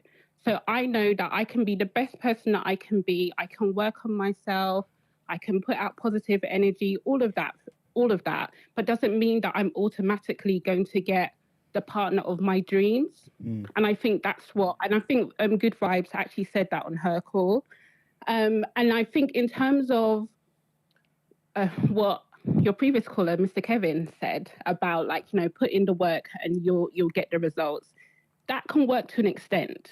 Definitely, if you're looking for a partner, you have to put in effort. And I think someone also talked about, you can treat looking for a partner like looking for a job. Definitely, all of those things can be done, but you can do all of those things. But if you want a particular person, it doesn't guarantee that you're going to find that person, or even if you find them, does that person want you? So I think that's the thing. And I think as I've gotten older, one of the things that I've always thought about is in terms of my life, especially as a woman, it's not always centered around that romantic love of finding somebody. I have there's other things going on in my life. And that's why I talk about we're complex, nuanced people. There's other things that you can pour into. There's other types of love that you experience as well. But like I said, just being a good person isn't enough. And I think it plays into this, what the incels, when they say, I'm a nice guy, they have that weird kind of fetish around, I was a nerd back in the day. Now I'm rich and I've got money. So I have, I should be entitled to this type of woman. No one's entitled to anybody. And if you're truly a good person, your goodness is not dependent upon the outcome. So, okay, I'm a good person now, so I can attract this type of person. If you're a good person, you're a good person regardless. That's about being kind. Do you feel like you can better your chances of getting those things? Definitely. Okay. Definitely. And when I say better your chances, sometimes it's about where you are, the places that you go to, how you present. Obviously, those things can help, obviously. But, you can like I said, you can be the best person possible. You could be, I don't know, saving children, the most attractive person in the world. It doesn't guarantee you that you will not experience heartbreak. It doesn't guarantee that you will find that perfect person for you. And I think that's the realization of a lot of people get to. So what you do is you focus on, okay, my life can be still fulfilled and whole without that. That's my point. So when you say it can be whole and all that beautiful stuff, right, that you said there, and the different types of love, right? Are you basically saying you can be alone, right? Living in your own house, whatever it might be, whatever, and have all these beautiful things and still feel complete? Or do you mean you can be married or in a long-term relationship with somebody, not have that romantic love, but have the different types of love and still be complete? I think it's both. I think there's some people that decide that this person is okay for me right now. That maybe it's not the overwhelming love that they thought that they would experience, but they're happy, they're content. And I think that's the thing. I think we underestimate feeling content, feeling okay. So, okay, I haven't met the love of my life, but I have a really great life. I've got great family, friends around me. I'm happy. Or I'm in a relationship that it's maybe not fireworks and cannons all the time, but I'm happy and I'm content as well. So I think it's about people making those choices. Or, those lucky ones that have found the love of their life and, and they appreciate that every single day. Do you feel and I don't want to make light of this, but do you feel that's just a coping mechanism? Do you feel it's kind of I don't know, silly analogy, go into a shop trying to buy a cup, right? There's no cups there, so you buy a plate. And you're well, at least I have a home. You know what I mean? I can still use my plate for certain meals, for lunch and dinner, just maybe not for breakfast. So it's okay. It is a coping mechanism. Okay. Because it is a coping mechanism. Because one of the things about this is like I said, you cannot be entitled to somebody else. So the alternative is what? I force somebody to be with me. I force somebody into a relationship. And that's where, like you said, you get into incel territory. You get into these people saying, well, I've worked this hard. I deserve this type of woman. I'm going to have this type of woman no matter what. Yeah. That's what I'm saying. So of course, and that's when it becomes dangerous. So there's plenty of things that people, things people want. I wanted Morris Chestnut. I don't have him. My life is okay. No, but you didn't really want Morris Chestnut. I want him in every lifetime. He's a married man. I kind of did. Someone else got him before we did. you can't, obviously, I know we're joking, right? But not once did you take a plane to America to look for him. Not once. No, but there's other people that have been. There have been people in my. There have been people in my life that I really thought this person was the person for me, and they did not feel the same way. So what am I going to do? You just what look do for I do? You look for somebody else. Them? Do I trap them? Exactly. You move on to look for someone else. But I'm talking about during that looking phase or searching phase, my life has to still continue. I can still be happy. I can still live my life and enjoy it. That's my point. And I think, and you know, just to mention, you know, we go back in the comments around like gender. I think this is not just something specific for women. I think it's for people in general. Because there's plenty of men out there that are also at a point in their life where they would like to be with somebody, but they haven't found that person. 100%. But yet they're still continuing. They're building their businesses. They're working, that kind of thing. So 100%. Doing their PhDs, sis. There you go. getting their who's got a PhD?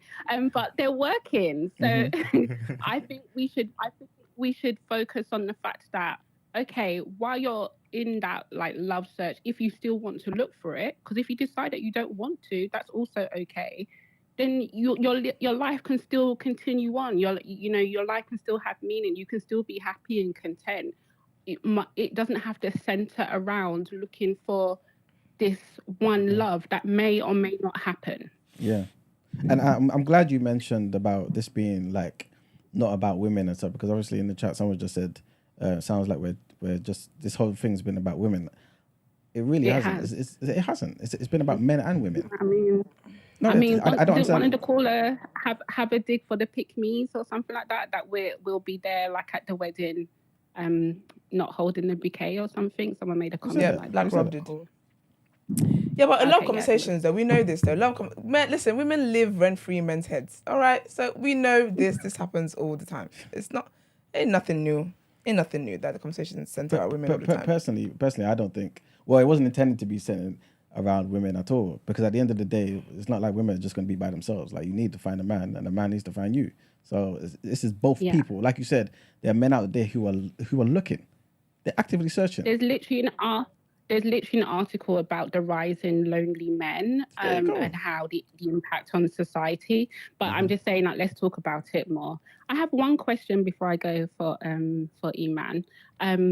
Your previous caller, Mr. Kevin, he talked about, like, you know, rich men, you have to accept that they cheat. So Iman, you're obviously the married man on the panel. If you were to, like, I don't know, like with TDA blows up, obviously it's going to happen, New Black and stuff like that, and you and Brent become like multi-billionaires. Does your wife now have to live with the expectation that you will cheat? Do you? How do you know I'm not a millionaire right now? I hope you are. All right then. No, but I'm asking the question. I don't think having more money makes you cheat. I don't think so at all, and I don't think Kevin thinks that. To be honest with you, I think Kevin just thinks. No, he does. No, I don't think so. He said if she ends up with Drake, she does expect that. It's not the money thing. It's the money thing. No. I think Kevin, put in the chat.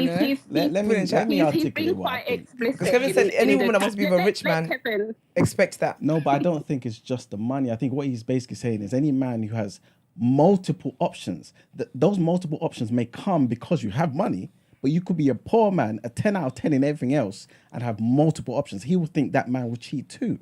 I don't think he's saying necessarily just money, but a man who has exponentially more options than than 99% of the men in the world, he's saying he believes such a man will cheat. And you have to deal with that when you go into a situation knowing that you are dealing with this 1% man. That's what I think he's saying. Kevin, I think in the chat, people have said Kevin has said it multiple times. Yes, that he so I'm even just. said it on I'm the call. I know. Don't get me wrong. I'm not acting as though like you guys are just plucking it from the sky. I understand why you're saying that, but I don't think he's just saying it's the money. I think he's saying a man that has multiple options. That's what I think he's saying, and I think he's saying the money brings you multiple options because women are attracted to money. That's what I think he's saying. I don't think he's just saying it's the money. I will rephrase my question then. Okay. You get money and now you have multiple options and No, you I don't went think to the so. gym and I that don't think kind so, of no. thing. Does that now reduces, because I asked the question in the chat, does that reduce a man's discipline to be faithful? Because it is about discipline, to remain faithful. Does he now become a cheater? I don't think he now becomes a cheater, no. Okay, I just wanted that pushback on one of Kevin's points because he's pushing that agenda in your chat, so I don't want him influencing the other. Oh no, girl. Kevin will do what he will do. I don't think it's a case of him. Have the day. You have to give some of the men credit. I don't think all the men just agree with Kevin. I give all the men credit. That's why I wanted to just make sure it's like said loud. But you're not giving them credit because it's like you need them to hear the other side of the argument. You know what I'm saying? Like a lot of these people think for themselves. No, but I love you men there. You lot bad beats for each other, man. One of you says one thing, the rest of y'all just shaking your ass, shaking your tail feather. It's the whole thing. And to be fair, Kevin has called up multiple times and said that. And I don't like, the thing is that it's not like I'm here to like disagree with like his way of thinking. If that's for him, that's fine. And I'm always about like transparency. If that's how you want to be. The same with Marx has said that monogamy is not really a thing for him. Mm-hmm. So for me, as long as I know that, I can make my own choice and decide, well, actually, I would like to be monogamous. So I wouldn't pursue someone like Marx for a relationship. Yeah. That's why Gina needs to stay safe. Thank you. Wait, Maggie, before you go. I'm safe. Maggie, before you go. So if you are Gina and you actually, sorry, not Gina, you are you, and you've met somebody who says, you know what, I believe in polygyny or polygamy, whatever it may be, and you decide to stay because in all the other things that matter to you, they are A1, right? Do you deserve what comes your way? What's that? What's coming her way? That whatever comes her way. What's the question? So it could be the cheating. It could be. I know that this person is into polygyny. Yes. And I decided to pursue a relationship with them. Yeah. So what is the question? Yes. So you decided to pursue a relationship with them. They satisfy everything. Because remember, like you said, it's not just a romantic thing. It's the other things in life that also matter to you, right? That complete you. So he completes you in everything else. But he's also a man who believes in polygamy, right? He just believes that men are wired that way and whatever. But he still loves you. Yeah. And you said, you know what, fine. Let's work on this. Let's be a couple and live our lives. Do you deserve whatever comes your way? Now you have to say, well, whatever it is. What would I be deserving? Like, what would happen? Exactly. So I want to know. What is coming her way? I'm saying anything. The only thing that she can deserve that comes her way is when he has multiple wives, because that's the only thing she knowingly went in for. I think anything else after that, no, she don't deserve that. Because I didn't sign up for that. That wouldn't be a surprise to me. He told me that he's going to do polygamy and he does it. So I wouldn't be surprised, but I would enter in knowing that this would be a relationship with other women involved as well, other wives. So for me, what I don't think I would deserve is that he didn't tell me that he was into polygamy, and then partway through our marriage, he now wants to introduce a wife. No. He told you from the beginning. I'm saying in this scenario, he's told you from the beginning. If he told me from the beginning and I've entered it consensually, why would I wouldn't have an issue with it. Okay, so you deserve that. I'm asking because I don't want to put words in your mouth. But what would I be? She deserves multiple wives and nothing else. Okay. What's that? The outcome is what I expected. It was reality. He told me that this is going to be a polygamy. Okay. You expected it. Are you deserving of it? So, but I don't know what. I think when you say like deserve, it almost sounds like there was a consequence. The consequence. I've entered into a marriage knowing that this is what's going to happen. So I wouldn't see it as a negative thing because I have understood that this is what I'm entering into. Okay. I think that's because that's your mindset. But a lot of women go into that situation, the same situation as you, right? That I painted for you, and would say, you know what? At the end of the day. But now you're making it gender specific. I think people do go into relationships. It's gender specific because you're a woman. Maggie, this is not man versus woman. This is you are a woman. I think. So that's why I'm. That's why. I think people. sometimes go into relationships thinking that they can change the other person, and then when they can't, and what the person told them there was happens during the relationship, then they feel like they've been hard done by. For me, you've gone into something with eyes wide open. So if you wanted to put it another way, if I said to like my partner, hey, I'm into a polyamorous relationship, he was like, okay, cool, and then I start seeing other partners, then he cannot now turn around and say to me that, oh, but this is not what I signed up for, because that's what you did sign up for. But I said people do that in general. Okay, cool. So yeah. So they deserve it. Okay, have it. You're not gonna get me. Anyway, have a very nice day. Thank you, Maggie. Okay, you deserve a good day, Maggie. You have a good day. Yeah. And that's the thing though. I believe you will have a good day, and I believe you deserve it because you did something to contribute to that beautiful day you're gonna have. I believe that. Yeah, and some people don't deserve good days today. So. But you know what? I could walk out the house today and a bird could poo on my shoulder. Yeah. I didn't deserve it, but it happened. But you know what the thing is though, Maggie?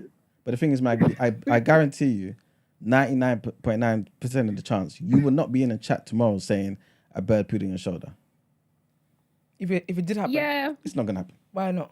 I just don't believe it will. I don't believe she deserves it. But I thought you meant if it did happen, it wouldn't. Do you really believe that people in the world people get what they deserve? Most times, yeah.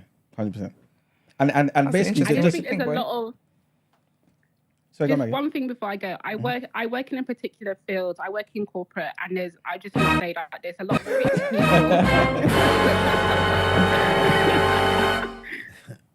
There's a lot of rich people that don't necessarily deserve that wealth based upon the work that they have done. So I'm just saying, like, the world is not fair, and I think we're all very realistic about that. And I just wanted to also put that point, like, to work your way out of poverty is very hard.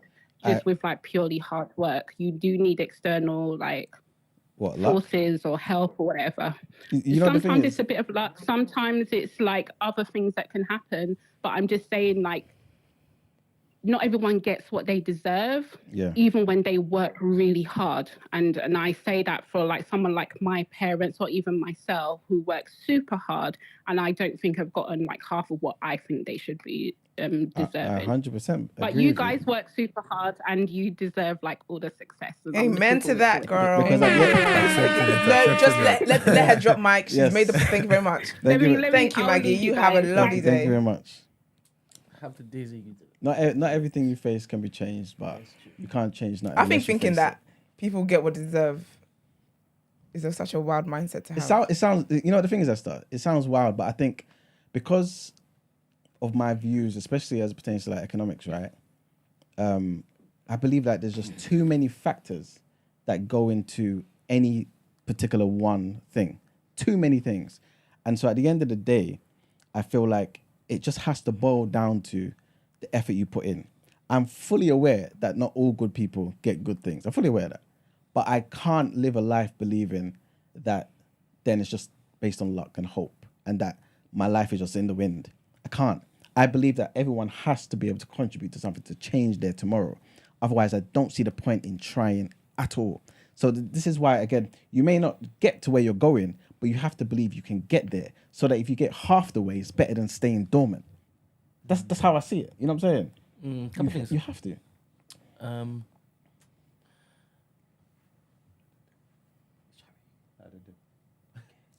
We're gonna wrap up. Yeah, go on, Brent. If your wife cheated on you, would you be deserving of that?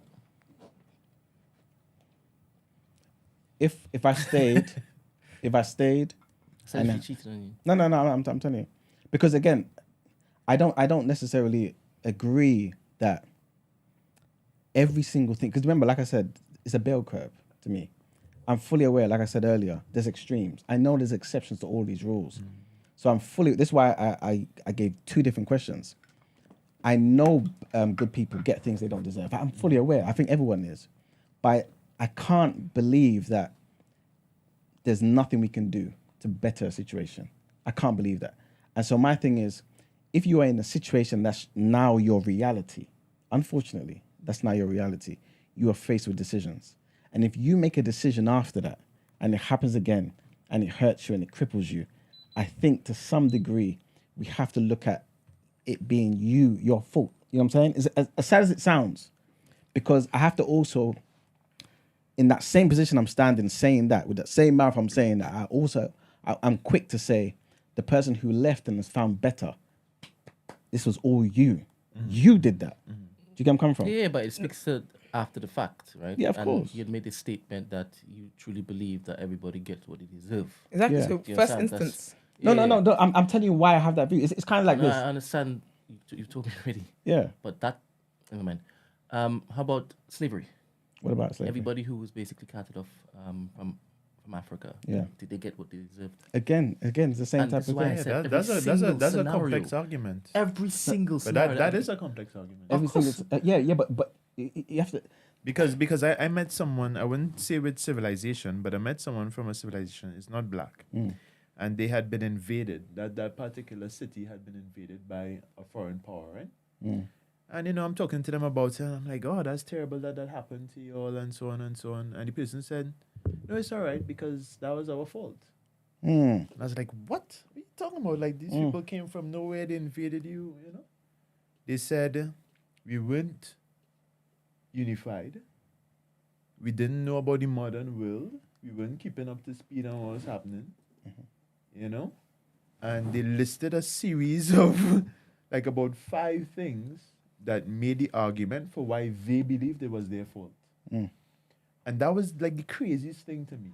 Because, of course, as an Afro-descended person, I always told myself, this is someone else's fault why this happened, right? Yeah. But there are arguments about why things are happening to people. You don't have the defenses. You don't have the unity. Yes. You don't have the whatever it is. Yeah. Whether you made various choices to sell off your own brethren, whatever it may be. And so it's a more complex argument. Now, of course, again, being aware to not get into the victim blaming thing. But what I thought was interesting about that particular civilization and that city was that they're so prosperous now. They're so unified now. They're so, because they said, let's find ways rather than focusing on what these people did to us. Let's find ways on what we did wrong, the mistakes we made, and they corrected the things which were in their power. And in that manner they took their own power back, so to speak. So in that same vein, would that person or that person who has that particular ideology or philosophy, would they still hold venom towards the oppressors? Let's just say we use... Yeah. Dan, they had a lot of venom for the former invaders. A lot of venom, yeah. But it's their fault. Well, I don't know, yeah, but that's just the reality. That's how they didn't like those people, but they still felt that it was their responsibility to deal with what happened to them and to address it. They didn't keep saying, oh, it's their fault, it's the invaders' fault, it's the invaders' fault. They were like, it's our fault. We need to learn to protect our city. We need to learn to be unified, etc., etc. Okay. And that's what. So they say this was the cause of this particular atrocity. It was our lack of that's the way they interpreted it. Unity. And I thought it was really interesting. Yeah. Okay. I'm not saying they're right. I just thought cool. All right, Emmanuel. Sorry, before you leave, Chike, can you let people know where to find you? Because as you said, you're looking for Sweet One. You're ready to settle down. I'm not on you social are ready. media. I'm Yes, not on you Facebook. are. I'm not on Facebook. I'm not on Twitter. I'm not Serious? on TikTok. No, I'm sorry. Why did you remove yourself? So maybe that's something I need to address. I need to put myself back out there. Let her know. You deserve love, man. You deserve love. I know I do. Of course I do. You're worthy of it, man. Of course I am. Let them find you somehow. Give me an email. Guys, it's up Brent. It's up Brent. Brent will be the one to receive the messages on my behalf. Pass Thanks it very on. much. It's been lovely being here, guys. Thanks. Thank you for having me. coming on. We appreciate it. I learned some things about you I didn't know. And I will bear that in mind for next time. Because you invited him. Okay, because I did this. We agreed. We did this though. We did. We actually did. I didn't think you were going to say what you said, but I'm glad I know. Hope you don't see me. Have a nice day. Take care, man. All right. Yeah. Well. I feel like we've kind of. Can I just say something quickly about the whole slavery thing, bro? Mm-hmm. And I think Chike made an excellent point there, man. I need to leave at 12. I'm just saying. Oh no, we're gonna go. We're gonna have 2 minutes. Aren't you trying to do that thing afterwards? No, No, it's not. not today. Monday. Is this why you were staying all the time? Thanks for letting me know. Sorry. Don't touch me. Sorry. Don't. I'm joking. Yeah, it's just me saying the whole thing about taking responsibility. Like people in the chat obviously saying, oh, I see things in a binary way. By the way, like I was saying to them, it deals with binary. So I'm in line with the Yoruba culture. I'm not afraid to say that. But also, I think people need to recognize it's not that I'm oblivious to the nuances. I deal with all the nuances, right? But I also understand that as a human being who lives in finite space and time, I can't factor all of them in. There's a bunch of them that I will never be able to see, just like you. And so I can't sit there and just talk about, it's destiny and fate. To me, destiny and fate are two different things. Fate, you just end up wherever it's meant to be, right? Destiny, I believe you can control that. And that's how I kind of see things. So yes, slavery is not our fault, this, that, and the third in that sense. But to some degree, it had to take us saying, this white man may be a good person, let him in. You know what I'm saying? We had to trade in certain things with this particular person. Like we made the mistake when those whites came to our shores, 100%. But I'm also saying we should take credit for what we did in Haiti. When we killed them mercilessly, right, and got rid of them and abolished slavery. We did that. They didn't abolish slavery for us.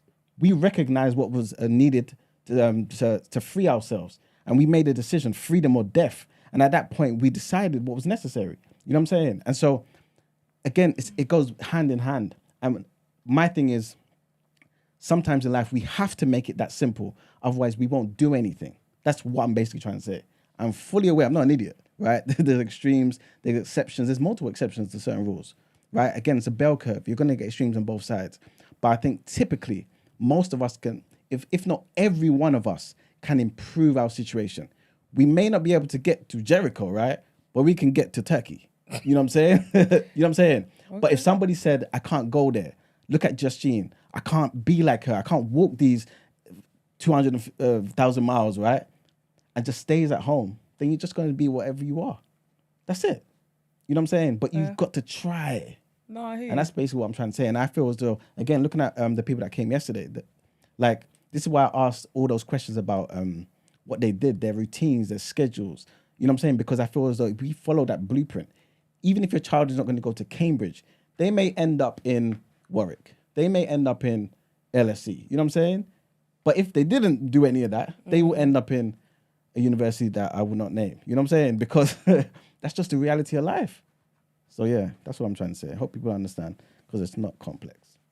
Anyway, that's pretty much it for topic of the day, man. Quick question. Do you think that monogamy is the way forward? For who? For you. For me, yes, currently. All right, thanks. That's it. What the hell was that? It's just a response to the question. Oh, who asked the question? Kevin seems to think that you think that monogamy is not the way forward for you. I think for me or for black you. no, I don't believe Kevin said cool. that. Anyway, do you know what's so funny? Because I know you will spice things up. I just believe what is good for you is whatever the best thing is for you. But I do believe in the black community.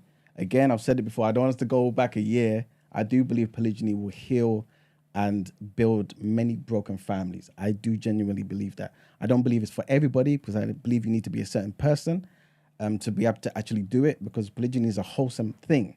It's not an excuse for cheating. It's not an excuse for doing wickedness. It's a family. It's real love. You know what I'm saying? It's community. I'm saying you should get involved in it. Fantastic. That's your opinion, but it's down to the individual. Get involved in it. Why? So I can You advocate so much for it. Get involved in it. The thing is, even if I did, right? When? Even if I did, even if I did, right? It would be like me being a millionaire. I wouldn't tell people. So you're saying I'm not saying anything. You're very I'm loud. just saying nobody would know. Nah, you'd be a fraud for that. No, not at all. You would. Let me tell you why. Let me tell you why. Go on. Because you make a lot of like your brand amongst you being pro-black, amongst doing for self. Yeah. The economics man is also the polygyny man. Like, Why? I didn't do that that. is your brand. So you will not be in a polygynous relationship and then come and tell me now you want to be secretive, because you are not secretive about your thoughts and opinions about that. I'll tell you why I would be. If again, But that's what will make you a fraud, though. I don't think it'll make me a fraud. It would, because it's no, it would. I'll tell you why. Because you can't be loud and proud and open and loud about certain things. I'll tell you why. And then when that becomes your reality now you want to do secret services. I'll give you a simple example. I always say, I've got a little girl, right? This time the third. If I have 3, 4, 5 more kids, right? I don't need to tell the world, because in my mind, I may say to myself, I don't think it's necessary. It might be dangerous. It might be this, that, and the third. I know how people may be. In the same way, I don't post my girl. I don't say her name. I don't do certain things because I understand the world we live in. You know what I'm saying? So it's not about being a fraud. It's about being protective. And I believe that everybody should be afforded that same thing. This is why when we, again, come in front of the cameras, there's certain things we want to say and certain things we don't want to say, because we're all people who live personal lives. You know what I'm saying? I don't think it makes somebody a fraud. I think it may make you a fraud potentially if you live completely opposite to it. Again, if that's your main thing, but I don't Isn't think... that what you do now, though? No, not necessarily. You're not in a polygynous relationship, first of all. No, but also, but no one's saying... No, but no one's saying that you have to give details of who it is that you're in polygyny. I know. With the wives and whatever else. You've talked about polygyny more than you've talked about your daughter. So, I get that you haven't... Facts. So that comparison... All right, thank you, minions. But that comparison doesn't balance out. Because I don't necessarily believe that me having a daughter heals the black community. No, but that's fair. But I believe that polygyny does. Nobody needs to know I have a daughter. Do you know one of the most defining points of when I knew you were pro-polygyny so bad? How does that make sense? Well, I will tell you. I will let you know how it makes sense. One of the moments I knew you were so pro-polygyny was when we talked about, I remember, I think Koi was here. Yeah. And I remember the shock on our faces is when we were talking about single mothers, right? Yeah. And a mother who doesn't want to be in a polygynous relationship. Yeah. And you could not understand how it is that she's single. Yeah. She'd rather be single. You actually said this. She'd rather be single than be in a polygynous marriage. You said those were your words. Can I respond? No, wait for it. Okay. I'll let you respond in a minute. Okay, so cool.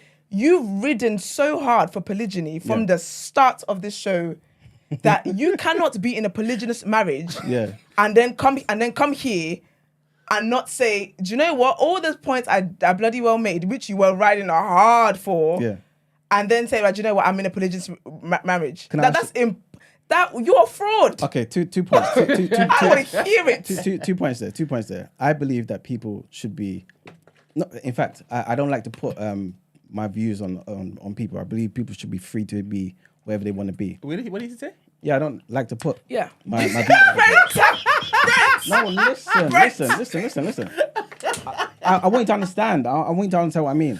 You see, I just let things slide. I have no problem with putting my views out there, but I don't believe you have to do what I'm saying. I don't. I believe in freedom. People need to listen. Critical thinking. Esther, oh my gosh. Talk. Let me no, talk. wait. No, it can't. Back to you. You can't. I say now. Right, you don't force your way of thinking on people, but when they do not agree with you, what do you bring up? They lack critical thinking. They're being stupid. It's so clear to understand if you people just think for a minute.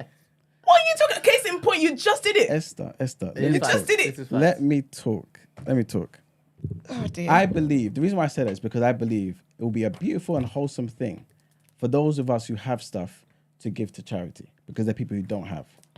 I do not believe you should come on the show and tell people the amount of charities you've given to. It's that simple. You don't have to boast about everything in your life.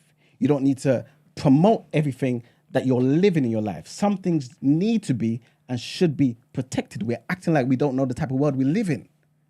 No, This is not a difficult conversation to have. I hear it. It's different. No, it's different because you it's want it to be. Apples and oranges, bro. No, because you want it to be. No, it's because you don't want to understand what it is I'm saying to you. I fully understand. But no one is saying reveal the identity of all the wives or anything like that. It's not that. But you ride so hard, even when people have said it's not what I want, and you're saying to them, Yeah, but Esther, are you let really me come gonna back. Let me come do back to this that and point. do as well. that? Let me come back to that point because obviously a lot of people who are listening now were not there when we were speaking about that particular thing.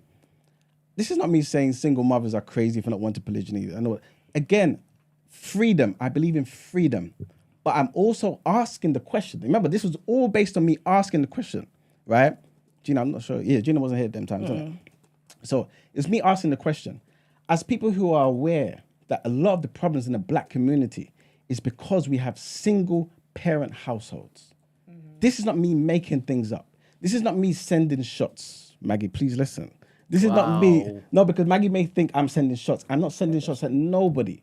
This is me saying, waking up in 2023 and looking around at black people and saying, we could be more. But based on the stats, right, more of us are likely to be homeless.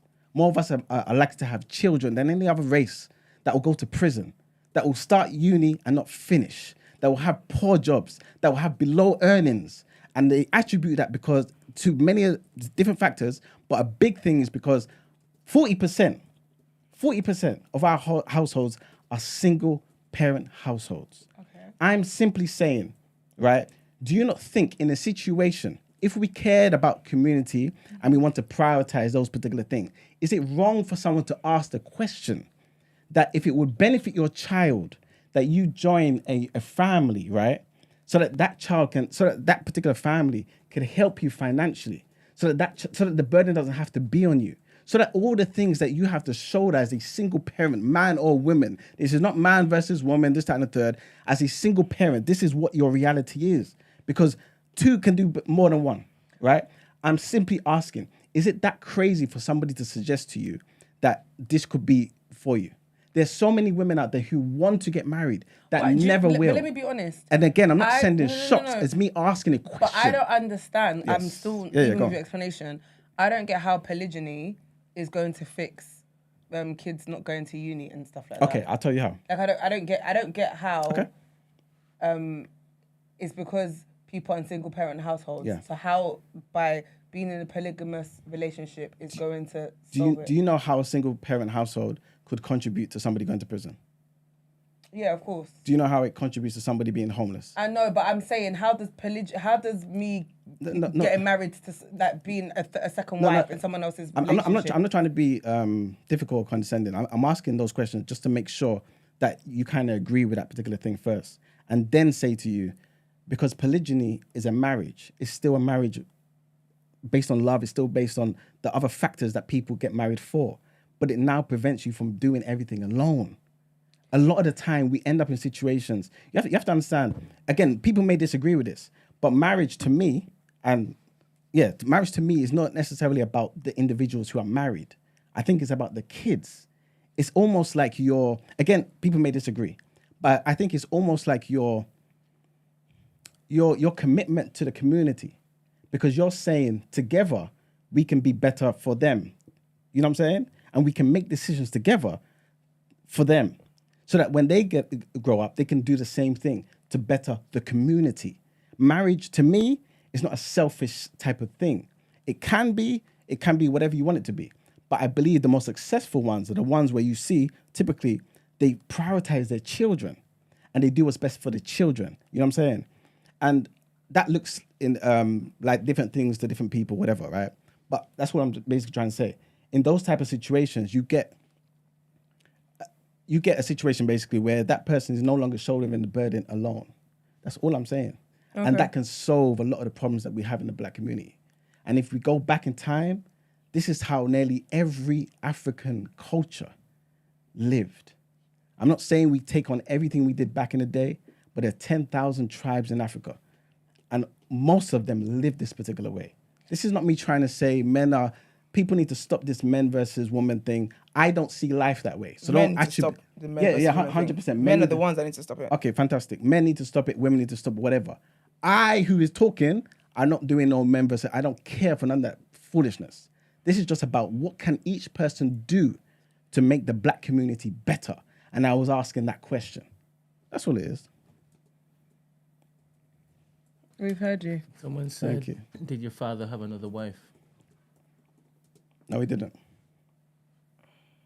Well, y'all got 4 minutes from me, so... Girl, see. we're done because I am 5 minutes ago. I'm not taking any conversation seriously from anybody giving me advice on they're not living. And you even said that. But it's funny because it actually works in your current reality. Yeah, we're done. Are we doing People's Journal? No. All right, let's get into the outro then.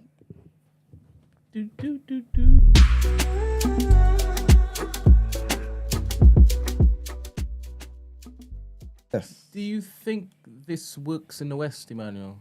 What, the polygyny? Yeah. Remember, we need to go. I think it can.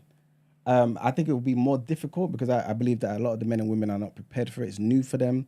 The ideas is very foreign.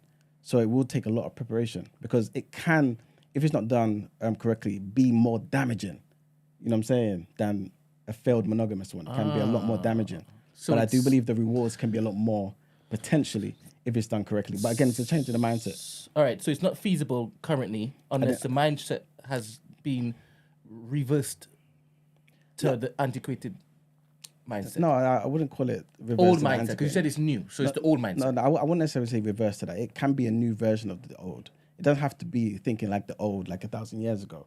It can be something that's adapted for today, you know what I'm saying, based on those principles. But I don't think it necessarily has to look exactly like it was back in the day because we're not the same people as back in the day. We're not. This is it? Yeah, 100%. This is it. That's a great thing to end on. We're not the same people. You're right. And just to add to that very quickly, you see how like we talk about the effects of single households in this Western culture and blah, blah, blah, blah, prison, all these things, whatever. Yeah. Polygyny in itself and polygamy, yes, you might look at it from when they had it back in the day and stuff like that. Yeah. But them kids, as a result, that are results of that setup, will tell you that shit didn't work either. That shit does not. Yeah, and it represent for not all the time. No, not even. It's not even. It can't. Love is. This is it. No, not all the time. Yeah, you're fact. So when we're speaking about it, yeah, you're gonna. They might not end up in prison because they got a mother and a father and whatever else. Yeah. But there's other adverse effects that's going to happen to them that you would not have considered until that happened. But anyways, I think you are 100% correct. But again, that's with everything in life.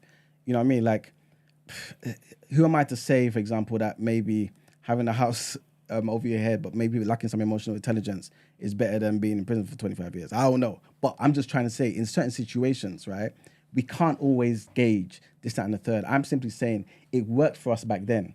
You know what I'm saying? It's true what this person is saying is that everything is based on theory for you, and it's not lived experience. And you're very, very passionate about something that you can't statistically or empirically prove. Unless I carry out an experiment, how can I do it? I think everything's based on theory. Everything. Everything? Everything. No, because you say you're a numbers guy. Everything. Everything? Numbers is based on theory too. You believe that it's but you have the numbers thing. to back it though. But something like this is what I said here. This is what this whole thing started. Yeah. For someone who can say, you're saying now you can't prove unless it's lived, blah, blah, whatever. Mm-hmm. That's why if you then end up in a polygynous relationship, I would not understand why you wouldn't come and be like, guys, remember all them points I've been making? And you up for I was chatting shit. Yeah. These are the benefits. I'm not gonna expose you to my kids. I'm not gonna expose you to my wife, anything like that. Mm-hmm.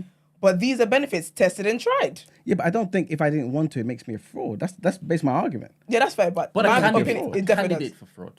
It doesn't make you a candidate for no fraud at all. No. It just means you're somebody who doesn't want to speak about your family. Fair. There are people like you can be somebody who's out there. Rappers do this all the time. I think that's musicians, but they're not rapping about polygyny and its benefits. No, but you didn't let me. It's a fair point. You should continue to protect what it is that you love. 100%. 100%. You know what I'm saying? Because we know the world we live in. It's literally as simple as that. Yeah, you know what I'm saying? Like I said, liken the same thing to charity. Yeah. You give to charity. Do you have to come and tell the world you give to charity? Yeah. It's simple. The same with what I do in my spare time. None of your business. There you go. This is it. All right. Yeah. Well, Gina's alarm has gone off. So thank you guys for tuning in. We appreciate it. Please like the video, subscribe to the channel, drop this episode on your timelines as well. All that great stuff. If you would like to send your dilemmas in, the number is 075 64841073 for your asking for a friend and sis, what would you do dilemmas. These are people that are introducing a bro, what would you do? So you can do that too. Follow us on our social media platforms as well. The Day After TNB on Instagram, Twitter, and on TikTok. If you would like to inquire about the show or feature on the show, you can email our team at thedayafter@thenewblack.com. It's all great.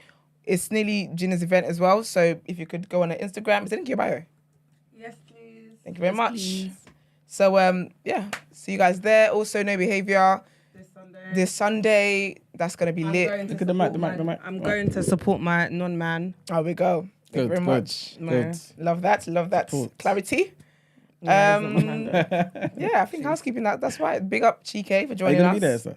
On Sunday. Yeah. Of course. Okay. I'm Of going to course the we'll be market there. first. Though. And the market too? Yeah, I'm going to market. Yeah, first. I'm gonna. Yeah, I'm. Oh going to the yes, market? the farmers market. I don't know. Put it on the spot. You're gonna go. You have to come. Yes, the I'll black bring some farmers produce back market. So are we literally just doing like a family day out then? Because it sounds like we are, Basically, to be we'll honest. see each other early in the afternoon. Go back to our homes, go again in the evening, and then I wake up the next morning And guess see what? y'all Ding, again. ding, ding, ding, ding. Literally. Early afternoon, I'm going in the morning. Sorry? It's in the morning. I heard it opens at 10 a.m. Yeah, but I'm going to church, so I'm going to go after church. Yeah, sir. Okay. I'm going to the temple. Well, you won't see me then. Yeah, see you in the evening. 10? Well, when it opens, give them a minute to set what up their I'm saying? POS card. I'll have to go get some machine. pictures and then let's see. Fair enough. Send them to me. Saying. I was joking. LOL, we can go banter. together. But Yeah, you lot, man. Please support, man. Don't just yeah, be in the man. chat. Chatting. Support. Let's not just Support, theorize, man. Oh, Kevin, are you gonna be at No Behavior? I hope I bump into you. I hope I see you. Nice to meet you. Yeah, you will. Take a selfie for the community. So you better bring your best face on. All right, well, that is it. It's been a great episode. We'll catch you guys tomorrow. Have the day you deserve. You will have the day you deserve.